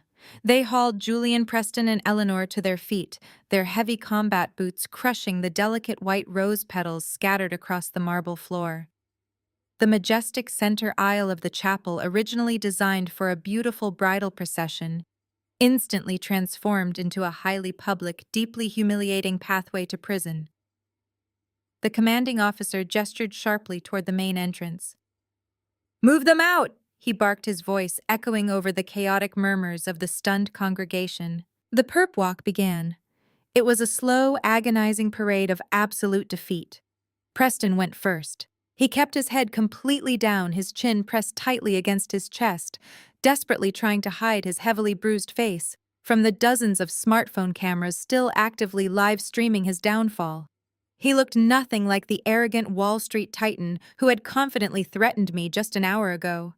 He was a broken, pathetic shell of a man shuffling awkwardly under the heavy grip of 2 federal agents. Julian was next. He could not stop crying. His loud, hysterical sobs echoed embarrassingly through the vaulted ceilings. He looked wildly at the faces of his former friends, his wealthy investors, and his church community, begging them silently for help. Nobody looked back at him with sympathy. They glared at him with pure, unfiltered disgust. As he was dragged past the front pews, a few of the investors actually spat on the carpet near his feet. Julian completely collapsed inward, realizing his social standing and his fake luxury life were entirely permanently destroyed. Then came Eleanor. She did not cry. She did not look down. Even with her wrists bound tightly in heavy steel handcuffs, she stubbornly tried to maintain her terrifying, blinding arrogance. She held her chin high, her pale face twisted into a mask of pure, venomous rage. Her expensive blonde hair was ruined, her designer dress was torn, but her deeply ingrained sense of superiority refused to completely die. The federal agent pushing her forward had to repeatedly tell her to keep moving as she dug her expensive heels into the thick carpet, violently resisting every single step. As she approached the bottom of the altar steps right where my father and I were standing, Eleanor suddenly stopped. She planted her feet firmly, forcing the agent to halt abruptly. She turned her head and glared directly at me. Her ice blue eyes were filled with a hatred so intense it was almost palpable. She looked me up and down, taking in my wedding dress, and then shifted her cold, disgusted gaze to my father in his 15-year-old suit. "You think you actually won today, Maya?" Eleanor hissed, her voice dripping with toxic venom and highly aggressive racial prejudice. "You think throwing us in handcuffs suddenly makes you our equal? You will never be our equal. You are just a pathetic ghetto trash accountant trying to play dress-up in a world you do not belong in. My father will have these charges dropped by midnight. We will be sleeping in our luxury penthouses while you go back to whatever dirty low-income neighborhood you and your sweaty truck driver father crawled out of." The entire front section of the church gasped loudly at her blatant, disgusting racism. The federal agent grabbed her shoulder to push her forward, but I raised my hand slightly silently, asking him to give me exactly 3 seconds. I took a slow, deliberate step down from the altar. I closed the distance between us until I was standing merely inches away from her pale, furious face. I did not yell. I did not lose my temper. I looked directly into her eyes and let a cold, terrifying smile spread across my face. Title 18. United States Code, Section 1956. I whispered smoothly, making sure my voice was low enough that only she could hear the absolute death sentence I was delivering. That is the federal statute for international money laundering, Eleanor. Coupled with Section 1343 for federal wire fraud, you are currently facing a highly mandatory, non-negotiable minimum of 15 years in a maximum security federal penitentiary. Eleanor blinked, her arrogant facade finally beginning to crack under the cold, hard weight of the exact legal terminology. "Your billionaire father cannot buy a federal judge," I continued relentlessly. "He cannot buy his way out of an FBI raid, and he certainly cannot buy you a lighter sentence. Where you are going, Eleanor, your generational wealth means absolutely nothing. There are no country clubs, there are no designer handbags. There is only a 6 by 8 foot concrete cell, a steel toilet, and a bright orange jumpsuit that you will wear every single day for the next decade and a half. Enjoy your new aesthetic." I stepped back and nodded to the agent. "Get her out of my sight," I commanded. The agent violently shoved Eleanor forward. The absolute terror finally broke through her eyes. She started screaming frantically for her father again as they dragged her down the long aisle, but the heavy oak doors of the church slammed shut behind them, cutting off her pathetic cries entirely. The chapel suddenly felt incredibly massive and overwhelmingly silent. The police cruisers outside turned off their loud sirens, leaving only the flashing red and blue lights to illuminate the stained glass. The wealthy guests, the furious investors, and the fake friends slowly realized the dramatic spectacle was officially over. Nobody knew what to say. An awkward, highly uncomfortable tension filled the room. One by one, they began to quietly gather their expensive coats and expensive purses. They shuffled out of the pews, keeping their heads down, completely avoiding eye contact with me and my father. And even Vivian was gone. 2 church elders had practically carried her out of the side exit, her mind completely broken by the absolute loss of her fraudulent estate and her fake social standing. Within 15 minutes, the massive, luxurious sanctuary was completely empty. The 300 guests had vanished like ghosts. I stood in the center of the altar looking out over the absolute destruction. The expensive white lilies were crushed and scattered across the marble floor. The velvet ropes were knocked over. The digital screens behind me finally went black. The fake toxic empire had been completely leveled to the ground. There was nothing left but the shattered remnants of a $150,000 wedding.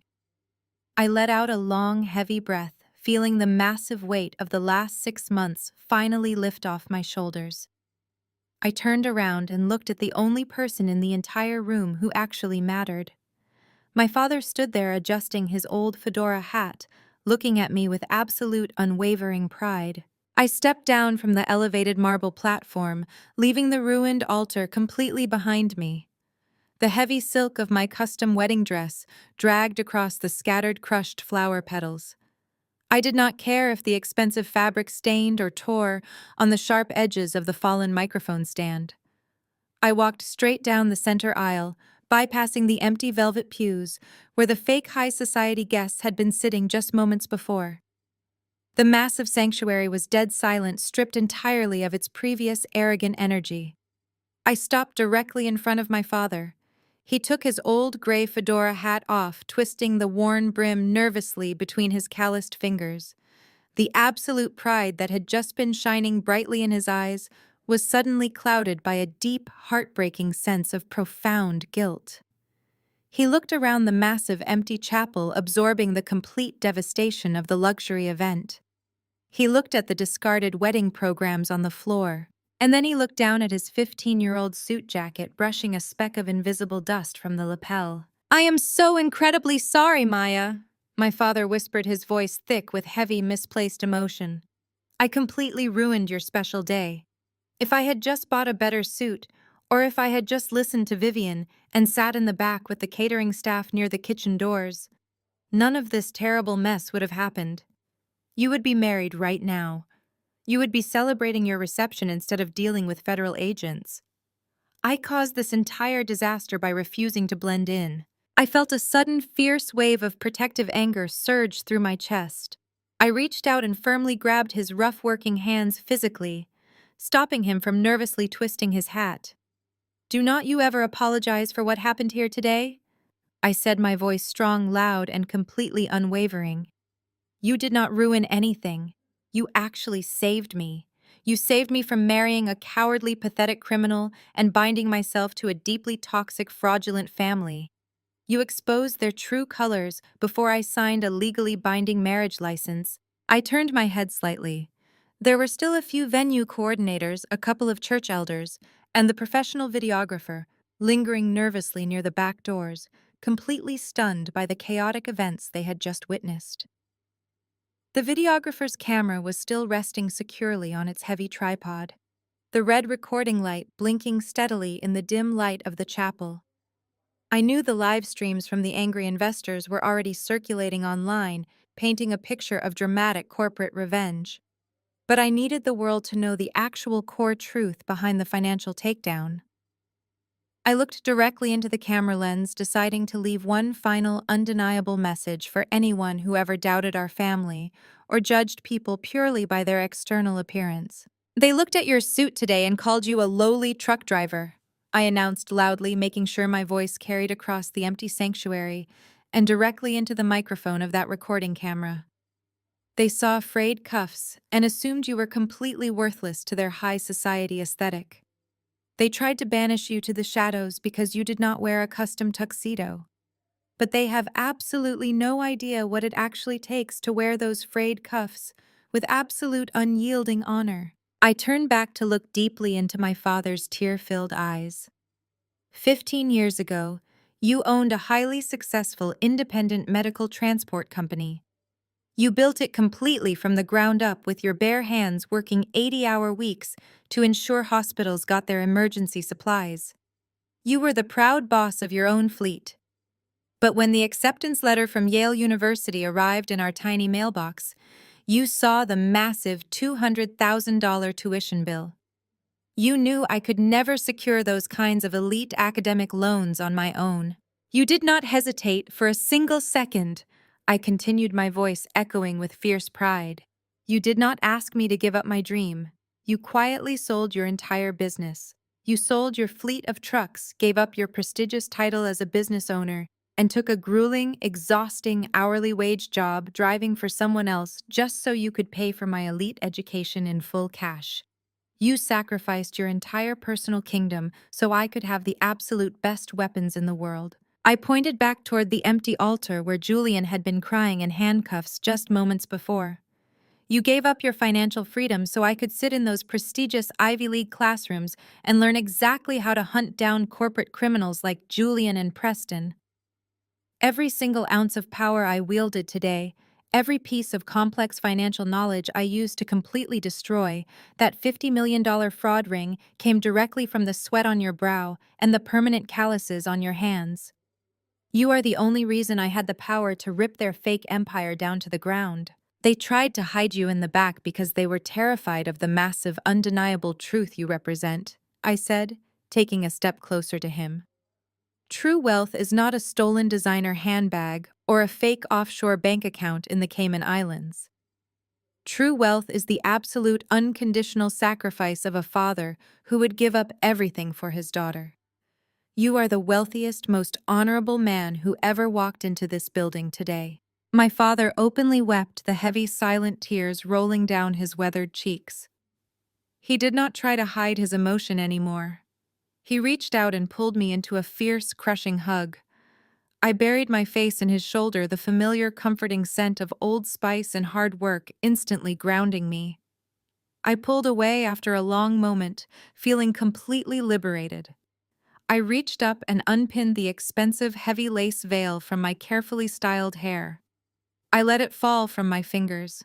I walked over to a nearby decorative brass trash can near the church exit and casually tossed the expensive bridal veil inside, watching it sink into the darkness. I am completely done with fake luxury, I said, offering my arm to my father.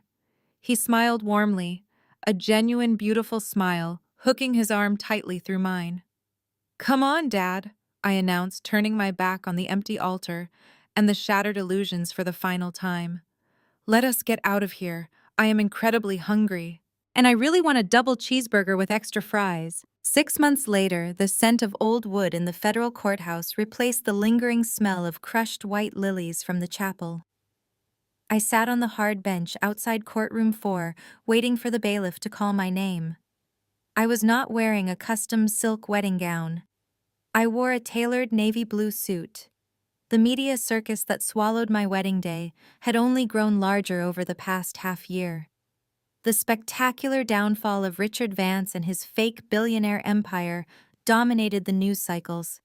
Preston and Julian had become national poster boys for absolute corporate greed and high society fraud.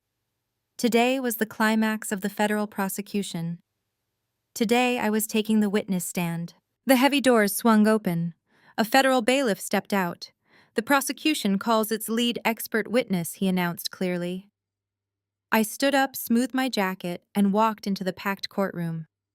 The gallery was overflowing with angry investors, aggressive journalists, and curious spectators. I walked past the crowded pews and took my seat in the witness box next to the judge. I raised my right hand, swore to tell the absolute truth, and sat down. I looked across the room at the defense tables. The 3 people who had aggressively tormented me looked completely unrecognizable. Julian was incredibly thin, his expensive haircut completely gone, replaced by a cheap prison cut. He kept his head down, staring blankly at the wooden table. Preston looked aged by 20 years. The heavy stress of the impending federal prison sentence had carved deep lines into his pale face. Eleanor sat at a separate table with her highly paid defense attorneys, furiously chewing on her thumbnail. She wore a plain, highly conservative gray blouse, desperately trying to look like a sympathetic housewife instead of a ruthless accomplice. Her billionaire father was not even in the room. He was sitting in a federal holding cell awaiting his own separate racketeering trial. The lead federal prosecutor approached the podium. He spent the first 40 minutes meticulously guiding me through the complex web of offshore accounts, fake tax returns, and fraudulent wire transfers. I answered every single question with absolute precision. I explained exactly how Preston and Julian had actively stolen millions from innocent investors to fund their fake luxury lifestyle and laundered dirty money for Eleanor. The jury, a diverse group of 12 highly attentive citizens, listened to my every word with profound shock and growing anger. When the prosecutor finally sat down, Julian's defense attorney aggressively stood up. He was an incredibly expensive theatrical lawyer, known for completely destroying witnesses on cross-examination. He confidently strutted toward the center of the room, adjusting his silk tie. He looked at me with a deeply patronizing smirk, clearly believing he could easily intimidate me. "You have given us quite a spectacular presentation today." The defense attorney began, his voice dripping with calculated sarcasm. "You sound professional and highly detached. But let us be completely honest with the jury here today. You are not just an objective, unbiased federal auditor. You were actually engaged to my client. You were supposed to marry him." "That is an established fact," I replied calmly, refusing to take his aggressive bait. "An established fact," the attorney echoed loudly, turning to look directly at the jury box. "Let us establish a few more facts. My client called off the wedding. He broke your heart. And miraculously, right after this highly emotional, devastating breakup, you suddenly produce a massive federal dossier accusing him of catastrophic financial crimes. This entire investigation is nothing but a vicious, highly calculated personal vendetta. You are just a bitter, deeply jealous ex-fiancé who used her position to completely destroy the man who publicly rejected her. You manipulated the spreadsheets because you wanted absolute revenge," he shouted aggressively. "You are angry because you did not get to marry into his wealthy, prestigious family." The packed courtroom suddenly erupted into chaotic, highly shocked murmurs as the aggressive reporters furiously typed on their laptops. The federal judge immediately banged his heavy wooden gavel loudly, strictly demanding absolute immediate order from everyone in the entire room. I did not object. I did not look to the prosecutor for help. I simply leaned forward into the microphone, calm and fearless. "You want the jury to believe that I am an emotional, hysterical woman who simply altered federal bank records because my feelings were hurt," I said cleanly. "But you are completely forgetting one fundamental rule of forensic accounting. Math does not have feelings. Math does not hold grudges. Math does not get jealous of country club memberships. The numbers are absolute. I did not create the massive, glaring $8 million deficit in your client's primary trading account. I did not forge Preston's biometric signature on 42 separate federal tax returns. I did not physically force Julian to wire $300,000 of stolen investor capital to a highly illegal offshore shell company in the Cayman Islands on a Tuesday afternoon. The undeniable hard evidence of their massive criminal enterprise exists completely independent of my personal relationship with your client." The arrogant defense attorney completely froze in place. He opened his mouth to fire back a retort, but he had absolutely nothing. His face flushed a bright, embarrassing shade of red. After 45 minutes of absolute humiliation, he quietly muttered that he had no further questions and slinked back to his table. I stepped down from the witness stand, keeping my head held high, and walked directly out of the courtroom. The closing arguments wrapped up shortly after my devastating testimony. The judge gave the jury their final instructions. Legal experts predicted a lengthy deliberation process that could take several weeks. But those experts were completely wrong. Less than 2 hours after the heavy wooden door closed behind them, the jury sent a formal note to the judge. They had already reached a highly decisive final and completely unanimous guilty verdict. The judge returned to the bench. The foreman of the jury stood up and read the verdict loudly. "Guilty on all counts of federal wire fraud. Guilty on all counts of embezzlement. Guilty on all counts of money laundering." With every single word, the remaining color drained completely from the faces of the 3 defendants. Julian buried his head in his hands and sobbed uncontrollably. Preston stared blankly ahead, his jaw clenched so tightly I thought his teeth would shatter. Eleanor simply shook her head in absolute denial, whispering that this was impossible, that her father was going to fix this. But there was no fixing it. 2 weeks later, we all returned to the exact same courtroom for the official sentencing hearing. The atmosphere was incredibly tense. The gallery was packed once again with the furious investors who had lost their life savings eagerly waiting to see the final nail driven into the coffin of the fake corporate empire. The defendants were given one final opportunity to address the court and plead for leniency before the judge handed down their punishments. They proved exactly why they deserved absolutely no mercy. Preston stood up first. He adjusted the collar of his cheap prison-issued jumpsuit as if it were a custom-tailored Italian suit. Your Honor. Preston began using his most polished, highly manipulative corporate voice. I am a highly educated man. I hold a master's degree in business administration from a top-tier university. I come from a deeply respected, affluent family. Sending a man of my caliber to a federal penitentiary is a massive waste of exceptional talent. I made a severe lapse in judgment, but I belong in a boardroom, not a prison cell. I respectfully request probation so I can use my brilliant financial mind to eventually repay the victims and rebuild my sterling reputation in the corporate financial sector. A collective scoff echoed through the courtroom gallery. The judge, an older, incredibly stern man with zero tolerance for Wall Street arrogance, simply stared down at Preston over his reading glasses without saying a single word. Julian was called next. He practically crawled to the wooden podium, his voice shaking violently as his hands gripped the edges. Please, Your Honor, Julian begged, thick tears streaming down his pale face. I am not a hardened criminal. I am from a very good, respectable family. I have a completely clean record. I was just trying to keep up with the extreme financial pressures of my social circle. I am not like the violent offenders in those terrifying federal prisons. If you send me there, they will absolutely destroy me. Please show mercy on a young man with a bright future who just made a terrible mistake under massive family pressure. Then it was Eleanor's turn. She did not cry. She marched up to the podium with her chin held high, radiating the exact same toxic, blinding entitlement she had displayed at my wedding. Your Honor, Eleanor stated coldly, glaring at the judge. My name is Eleanor Vance. My father is Richard Vance. We are a foundational pillar of this city elite society. I have never even received a speeding ticket in my entire life. I am simply not biologically built to survive in a cage with common dangerous street criminals. The severe public humiliation my prestigious family has already suffered in the media is punishment enough. I demand a completely suspended sentence immediately so I can return to my proper life. The federal judge leaned forward, clasping his hands tightly together on the heavy wooden bench. He looked at the three arrogant defendants with pure, unfiltered judicial disgust. I have sat on this federal bench for 28 years. The judge began, his voice booming through the silent courtroom like heavy thunder. I have sentenced armed robbers, violent drug traffickers, and ruthless gang members. Many of those individuals came from absolute crushing poverty. They grew up with no education, no resources, and absolutely no positive role models in their neighborhoods.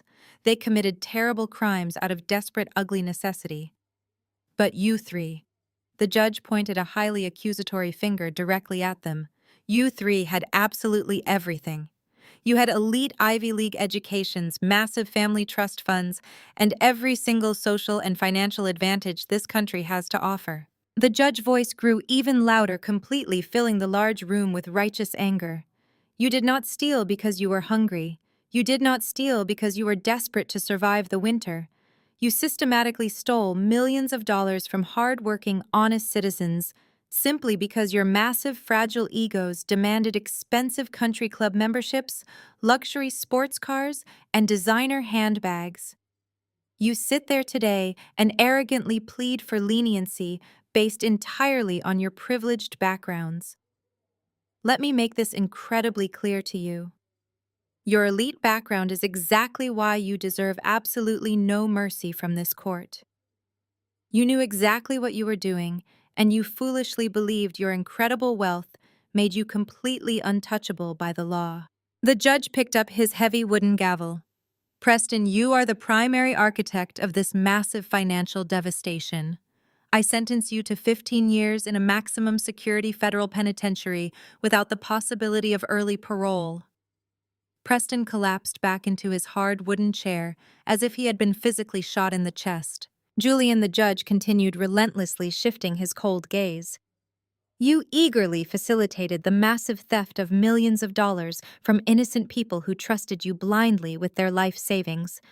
I sentence you to 15 years in a federal penitentiary. Julian let out a loud, pathetic, agonizing wail, aggressively grabbing his attorney's arm in absolute blinding panic.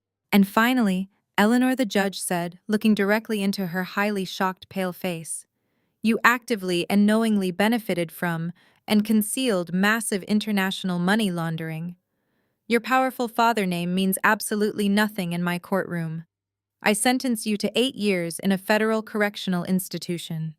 Federal marshals take them all into custody immediately. The judge slammed his heavy gavel down. The loud, sharp crack echoed like a gunshot, officially ending their fake, luxurious lives forever. The packed courtroom erupted into loud cheers and applause from the victimized investors. Federal marshals immediately swarmed the defense tables, grabbing the 3 screaming, thrashing defendants by their arms to haul them away to the secure holding cells. As Julian was being violently dragged down the center aisle of the courtroom, his heavy chains rattling loudly, he desperately turned his head backward. His terrified, bloodshot eyes scanned the crowded cheering gallery until they locked directly onto mine. He looked at me completely broken and pathetic, silently begging for a final ounce of pity or forgiveness from the very woman he had tried to publicly humiliate. I did not offer him any comfort whatsoever. I did not politely look away. I sat perfectly still in my tailored navy suit. I looked him dead in his terrified eyes, and I slowly let a cold, highly dismissive smirk spread across my face. It was the exact same arrogant, pathetic smirk he had given my father at the wedding altar. Walking out of the federal courthouse that afternoon felt like stepping out of a dark, suffocating cave and breathing real air for the very first time in months. The heavy, oppressive chapter of Julian and Preston was officially closed. They were securely locked in federal holding cells, waiting to be transported to the maximum security penitentiaries where they would spend the next decade and a half of their ruined lives. The massive financial fraud had been completely dismantled. The victims were beginning the long process of recovering their stolen funds through asset liquidation. But as I walked to my car, jingling my keys in my hand, I realized there was still one final lingering thread of this toxic family dynamic left out in the world. I got into my sleek, brand-new black luxury sedan, a recent purchase funded entirely by the massive corporate bonus I received for flawlessly executing the federal audit. I started the engine and drove away from the bustling downtown legal district. I did not head straight back to my apartment. I needed to see the absolute final result of my work. My route naturally took me away from the city center, winding through the winding, tree-lined roads that led to the highly exclusive, gated community where Vivian used to reign supreme over her fake high society kingdom. I slowed my car as I approached her familiar street. The sprawling, multi-million-dollar estates sat quietly behind their manicured hedges. But when I pulled up to the massive property Vivian used to proudly call her own, the illusion was completely shattered.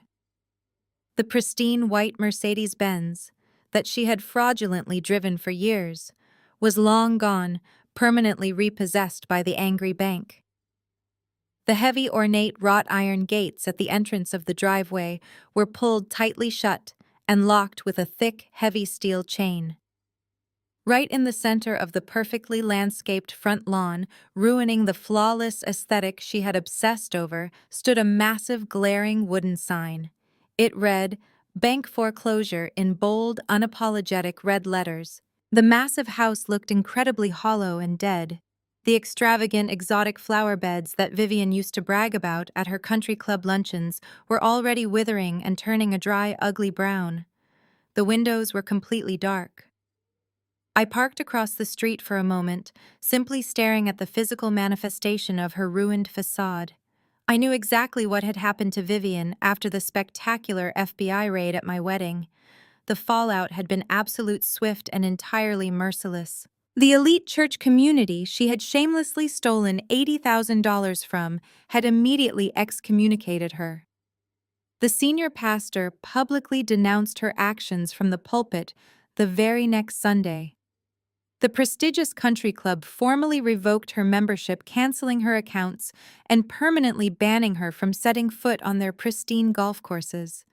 The wealthy, judgmental women who used to drink expensive mimosas with her and gossip about people like me completely erased her from their contact lists. In their ruthless, highly superficial world, poverty and federal scandal were treated like highly contagious, deadly diseases. Vivian was entirely abandoned, left completely alone to face the devastating consequences of the massive fraud she had so proudly benefited from. I put my car back into drive and pulled away from the dead mansion. I headed toward the extreme outskirts of the city, taking the old highway bypass. It was a gritty, depressing stretch of road, lined with abandoned strip malls, cheap liquor stores, and run-down hourly motels. It was exactly the kind of neighborhood Vivian used to roll her windows up and lock her doors when driving through. As I stopped at a long, incredibly slow red light, I casually glanced over at the cracked, weed-filled parking lot of a decaying building called the Starlight Inn. The neon sign was violently flickering, missing half of its glowing letters. And right there, standing on the dirty concrete, was Vivian. The former untouchable queen of high society was awkwardly struggling to pull a heavy, hastily taped cardboard box out of the back seat of a rusted, beat-up taxicab. She was not wearing her custom silk dresses or her heavy, expensive diamond rings. Those had all been seized by federal asset forfeiture agents months ago. She wore a stained, oversized gray sweater and cheap, faded sweatpants. Her hair, which used to be perfectly styled and blown out every single morning by expensive salon professionals, was completely flat, unwashed, and pulled back into a messy, uneven knot. She looked incredibly frail, exhausted, and entirely defeated by the crushing weight of her new reality. As she yanked the heavy box toward her chest, the cheap cardboard ripped. The bottom fell out completely, spilling her meager belongings onto the filthy parking lot pavement. A few cheap clothing items and some basic toiletries scattered across the oily asphalt. Vivian let out a pathetic, frustrated cry and dropped to her knees. She frantically began gathering her ruined things, her hands shaking violently with absolute humiliation. She paused for a moment, wiping a heavy layer of sweat and dirt from her forehead with the back of her trembling hand. As she looked up from the dirty ground, her exhausted eyes locked directly onto my car waiting at the red light. She recognized me instantly. She saw my face behind the clear glass of my luxury sedan. I watched a sudden, desperate spark of hope violently flash across her broken face. Her mind, still completely incapable of accepting accountability, genuinely thought I was there to save her. She actually thought my physical presence at that exact intersection meant I had tracked her down to offer her mercy. She expected a massive handout. She expected me to roll down my window, hand her a thick envelope of cash, or invite her to live in my pristine guest room because she was technically almost my mother-in-law. She was suddenly eager to rely on the exact same charity she used to violently mock and weaponize against me. She dropped the cheap clothes she was holding. She took an eager, desperate step toward the curb, raising her shaking hand weakly in the air. Her mouth opened silently, forming my name over the loud rumbling of the passing highway traffic. Her eyes begged me for pity. She looked exactly like a drowning woman reaching desperately for a life raft. I kept my hands firmly gripped on the smooth leather steering wheel. I looked at her pathetic, begging posture. I remembered the exact arrogant tone of her voice when she demanded my hard-working father go hide in the back with the catering staff. I remembered the sheer venom in her eyes when she called me a common street rat who was ruining her perfect aesthetic. I did not feel a single ounce of pity. I did not feel any moral obligation to rescue a toxic woman who had actively tried to destroy my entire life. I reached down to the door panel. I pressed the heavy silver button. The dark, heavily tinted window of my car smoothly and quietly rolled all the way up, completely cutting her off from my world and plunging her back into her own miserable reality. The traffic light instantly turned green. I pressed my foot firmly onto the gas pedal and drove away, leaving Vivian standing entirely alone in the dirty parking lot, completely erased from my life, forever. I watched Vivian shrink in my rearview mirror until she was nothing but a blurry speck against the backdrop of the cheap motel. I drove back to the city feeling a profound sense of closure that settled deep into my bones. The ghosts of my past were officially excised. Monday morning arrived with a completely different energy. I walked into the massive glass and steel headquarters of the Securities and Exchange Commission in downtown Manhattan. For years, I had walked through these highly polished lobby doors as a quiet, unseen auditor. I was the person who stayed late in a dimly lit cubicle crunching the numbers that allowed other senior agents to claim the ultimate victories. I was the invisible workhorse. But today was entirely different. As I stepped out of the elevator onto the executive floor, the usual chaotic hum of the bullpen completely stopped. Dozens of federal agents, senior financial analysts, and seasoned corporate attorneys stood up from their desks. At first, there was absolute silence. Then a slow, steady applause began to echo through the massive open office. It grew louder, swelling into a deafening standing ovation. I walked down the center aisle of the department, nodding to my colleagues, feeling a highly validating warmth. I was directed straight into the corner office of the regional commissioner. He was a formidable man who had spent 40 years taking down Wall Street titans. He stood up from his heavy mahogany desk and extended his hand. He looked at me with absolute professional reverence. "You executed the single most flawless, airtight financial takedown this agency has seen in 2 decades," the commissioner stated firmly, gesturing for me to sit opposite him. The Vance Syndicate was a massive white whale. Dozens of senior agents tried to build cases against Richard Vance and his offshore networks over the years, and they all failed. You did it completely under the radar, bypassing their high-paid corporate spies, and you handed us a legally perfect package. You completely dismantled a $50 million fraud ring and a multi-million-dollar money laundering operation without giving them a single millimeter of legal wiggle room. He picked up a thick embossed folder from his desk and slid it across the smooth wood toward me. "We do not want you hiding in the background anymore, Maya. We want you leading the entire charge." I opened the heavy folder. Inside was an official federal contract. It was not a simple pay bump or a minor title change. It was a formal appointment to director of the entire forensic auditing division. I stared at the highly impressive title printed in bold black ink. I was being promoted over dozens of older, highly connected men who had spent their entire careers aggressively clawing for that exact corner office. I picked up the heavy gold pen resting on the desk and signed my name on the dotted line with absolute, unwavering confidence. The transition was incredibly satisfying. I moved out of the cramped cubicle and into a massive, glass-walled corner office overlooking the entire financial district.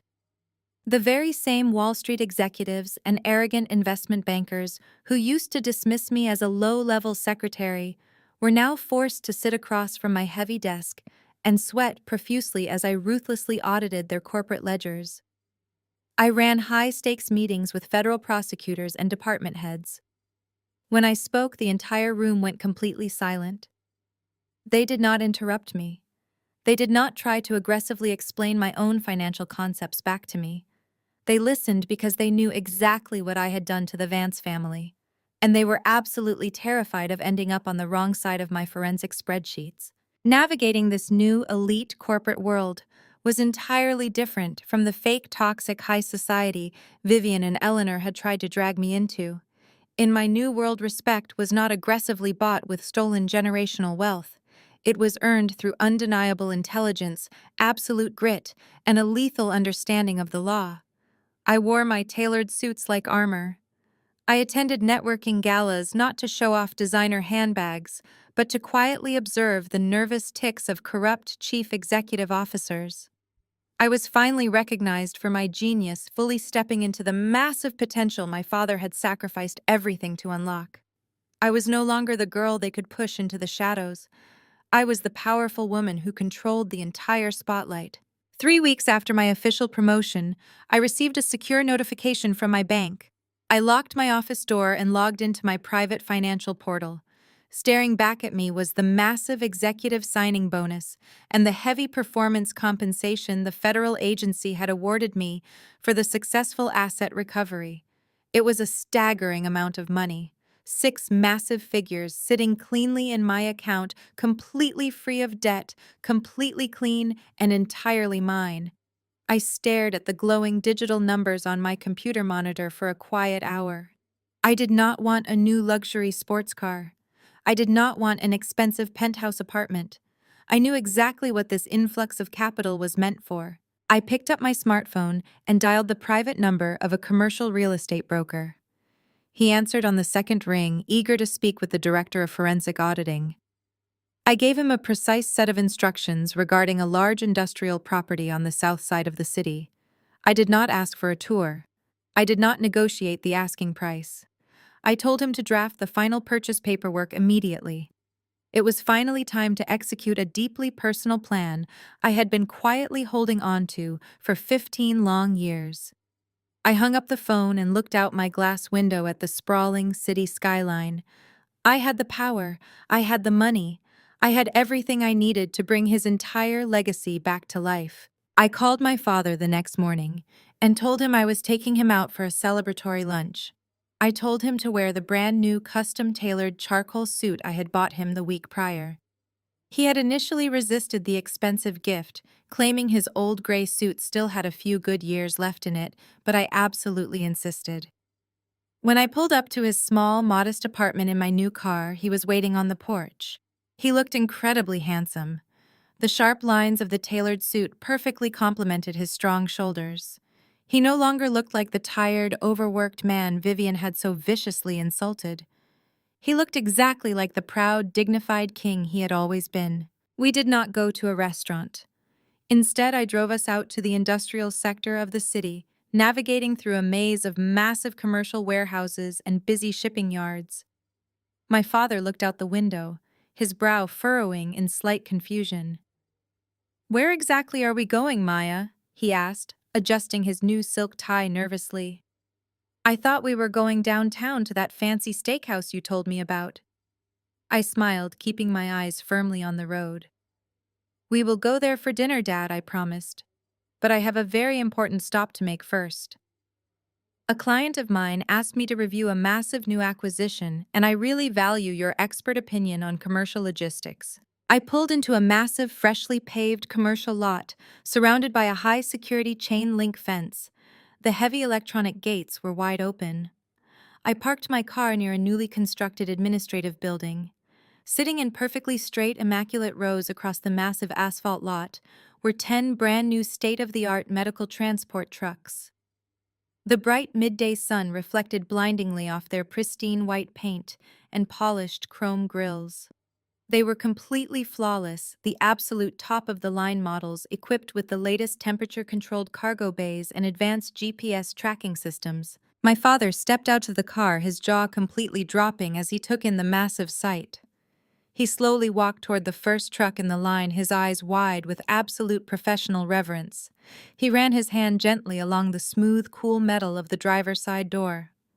"These are absolutely beautiful machines, Maya," my father whispered, his voice thick with genuine awe. He looked at the heavy-duty tires and the reinforced suspension systems.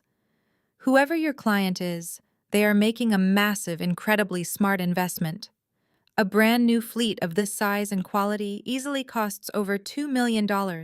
They are going to absolutely dominate the regional medical supply chain with these." I walked up and stood right beside him, looking at the massive trucks with a deep, profound sense of pride.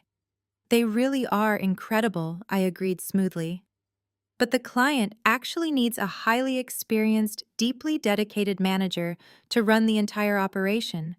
Someone who knows this specific industry inside and out. Someone who knows exactly how to build a company from the absolute ground up." My father sighed softly, a brief fleeting look of nostalgia crossing his weathered face. He remembered his own old, much smaller fleet of trucks. He remembered the grueling hours and the intense pride of owning his own business, before he sacrificed it all to pay my massive Yale tuition. I wish I was 10 years younger, my father said quietly, offering a small, wistful smile. I would have loved to manage an elite operation like this. Your client is a very lucky person to have this kind of immense capital. I reached into my tailored suit jacket pocket. I pulled out a heavy set of keys attached to a solid silver keyring. I did not say anything immediately. I just held the keys out toward him, letting them catch the bright sunlight. My father looked down at my hand. He looked back up at my face in tense confusion, etching deep lines into his forehead. "What are these for, Maya?" he asked hesitantly. I reached out and gently took his rough, calloused hand. I placed the heavy set of keys firmly into his palm and closed his fingers tightly around them. "They are for your new trucks, Dad," I said, my voice completely steady, but thick with overwhelming emotion. My father froze completely. He stared at me, then looked wildly back at the massive line of pristine vehicles. He shook his head slowly, entirely unable to process the absolute magnitude of what I was saying. "I do not understand," he stammered, his voice cracking slightly. "What client bought these?" "There is no client, Dad," I explained gently, taking a step closer to him. "I bought them. I used my entire federal signing bonus and my performance compensation from the Vance asset recovery case to purchase this entire lot outright. The commercial lease for this administrative building is completely fully paid for the next 10 consecutive years. I secured all the necessary federal medical transport licenses and the highest-tier commercial insurance policies available." I reached into my briefcase and pulled out a thick, legally binding folder. I handed it to him. He opened it with violently trembling hands. Staring back at him was the official corporate registration for the massive new company. "I did not just buy a few trucks, Dad," I said, tears finally welling up in my own eyes. "I bought back the entire empire you sacrificed for me 15 years ago. Look at the registered owner line on that document." My father looked down at the crisp white paper. He saw his own name, Marcus Jenkins, printed in bold, undeniable black ink as the sole proprietor and chief executive officer of the new multi-million-dollar logistics firm. He looked at the side of the pristine trucks again. He finally noticed the custom vinyl lettering I had ordered. It did not say Vanguard, it did not say SEC. It proudly displayed the exact name of his original small transport company, but followed by the word Enterprises. "You gave up your entire kingdom so I could have a fighting chance in this brutal world," I said, my voice breaking with absolute love and profound gratitude. "You sold your pride so I could go to a prestigious university and learn how to completely destroy the corrupt people who look down on us. You are the only reason I am a federal director today. This fleet is not a gift, Dad. It is a highly overdue return on the most important selfless investment you ever made." My father completely shattered. The strong, stoic man who had fearlessly thrown Julian to the marble floor, without hesitating, now stood in the middle of the massive commercial lot and wept openly. His heavy shoulders shook with absolute, unrestrained emotion. He dropped the legal folder onto the asphalt and pulled me into a fierce, desperate embrace. He cried into my shoulder, his tears staining the lapel of his brand-new custom suit. He held on to me like I was his entire world because to him, I always had been. "Thank you." My father sobbed quietly, his voice muffled against my jacket. "You did not have to do this, Maya. You earned that money yourself."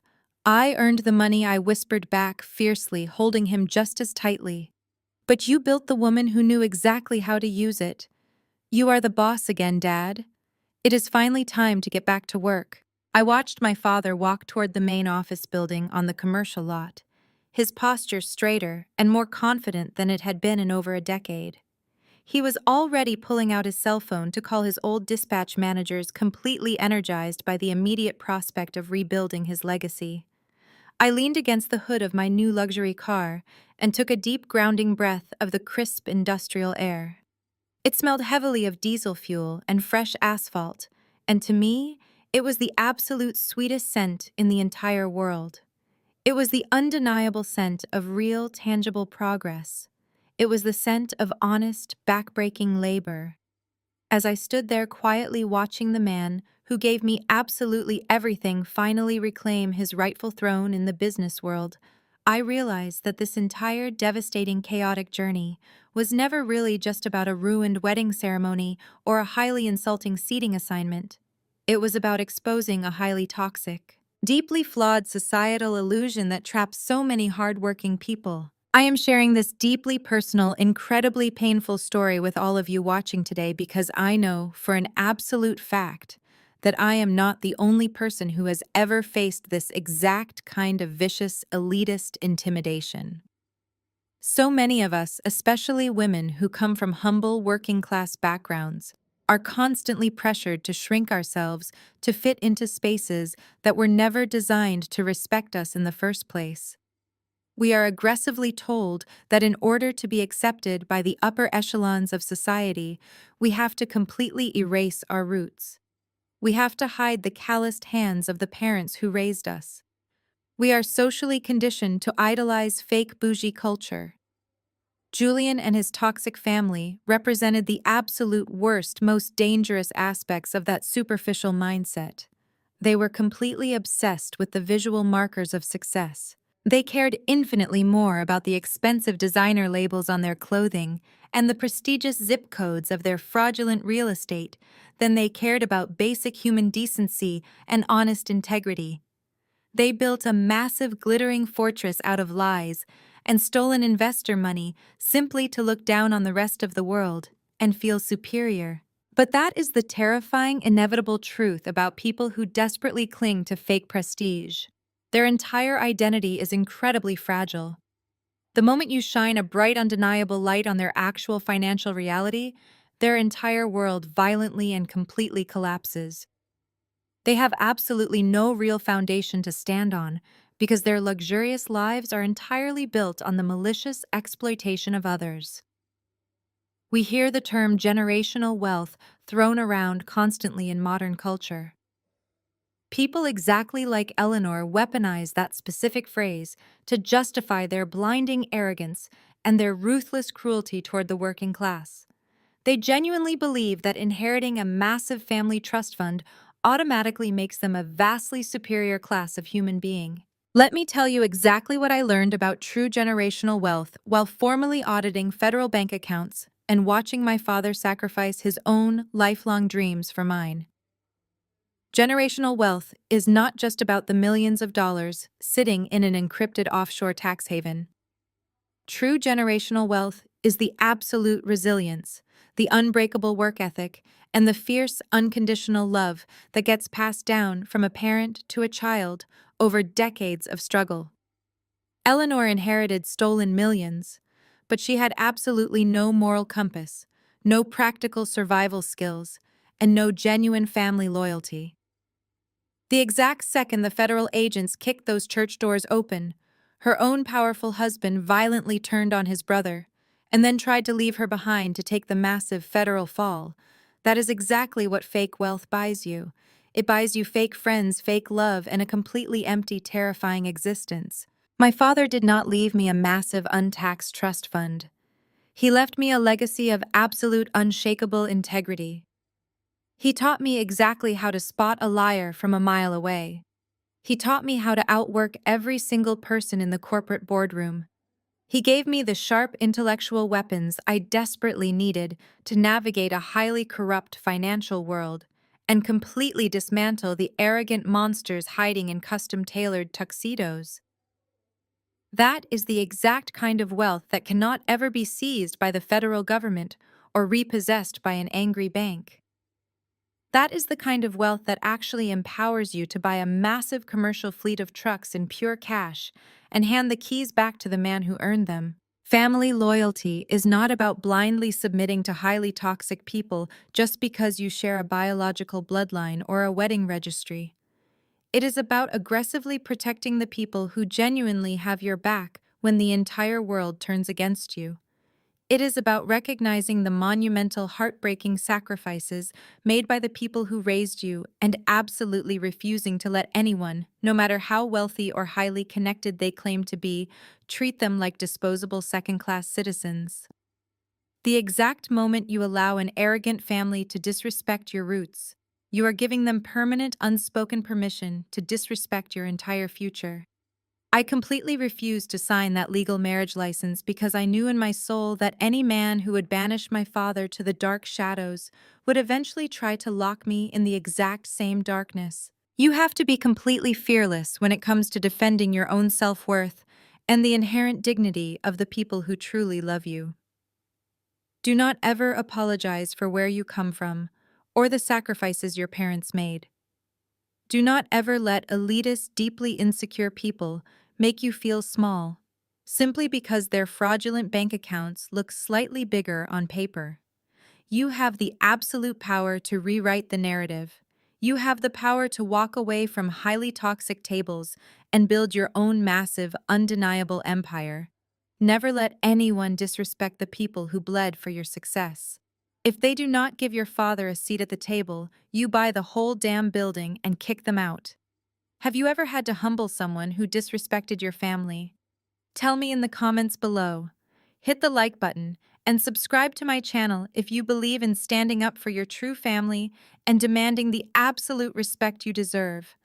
Until next time, keep your head high. Keep your receipts organized and never let anyone dim your light. The story of Maya and the Vance family is a dramatic spectacle of financial ruin, but beneath the FBI raids and shattered designer phones lies a profound lesson about the true definition of generational wealth and human worth. We live in a society that often equates a person's value with their zip code, their bank balance, or the brand of the clothes they wear.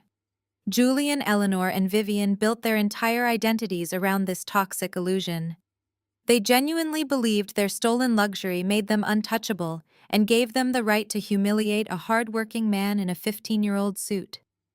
However, their glittering fortress was built entirely on lies, proving that prestige without integrity is nothing but a fragile house of cards, waiting to violently collapse under the weight of the truth. On the other hand, Maya's father represented the absolute reality of true wealth.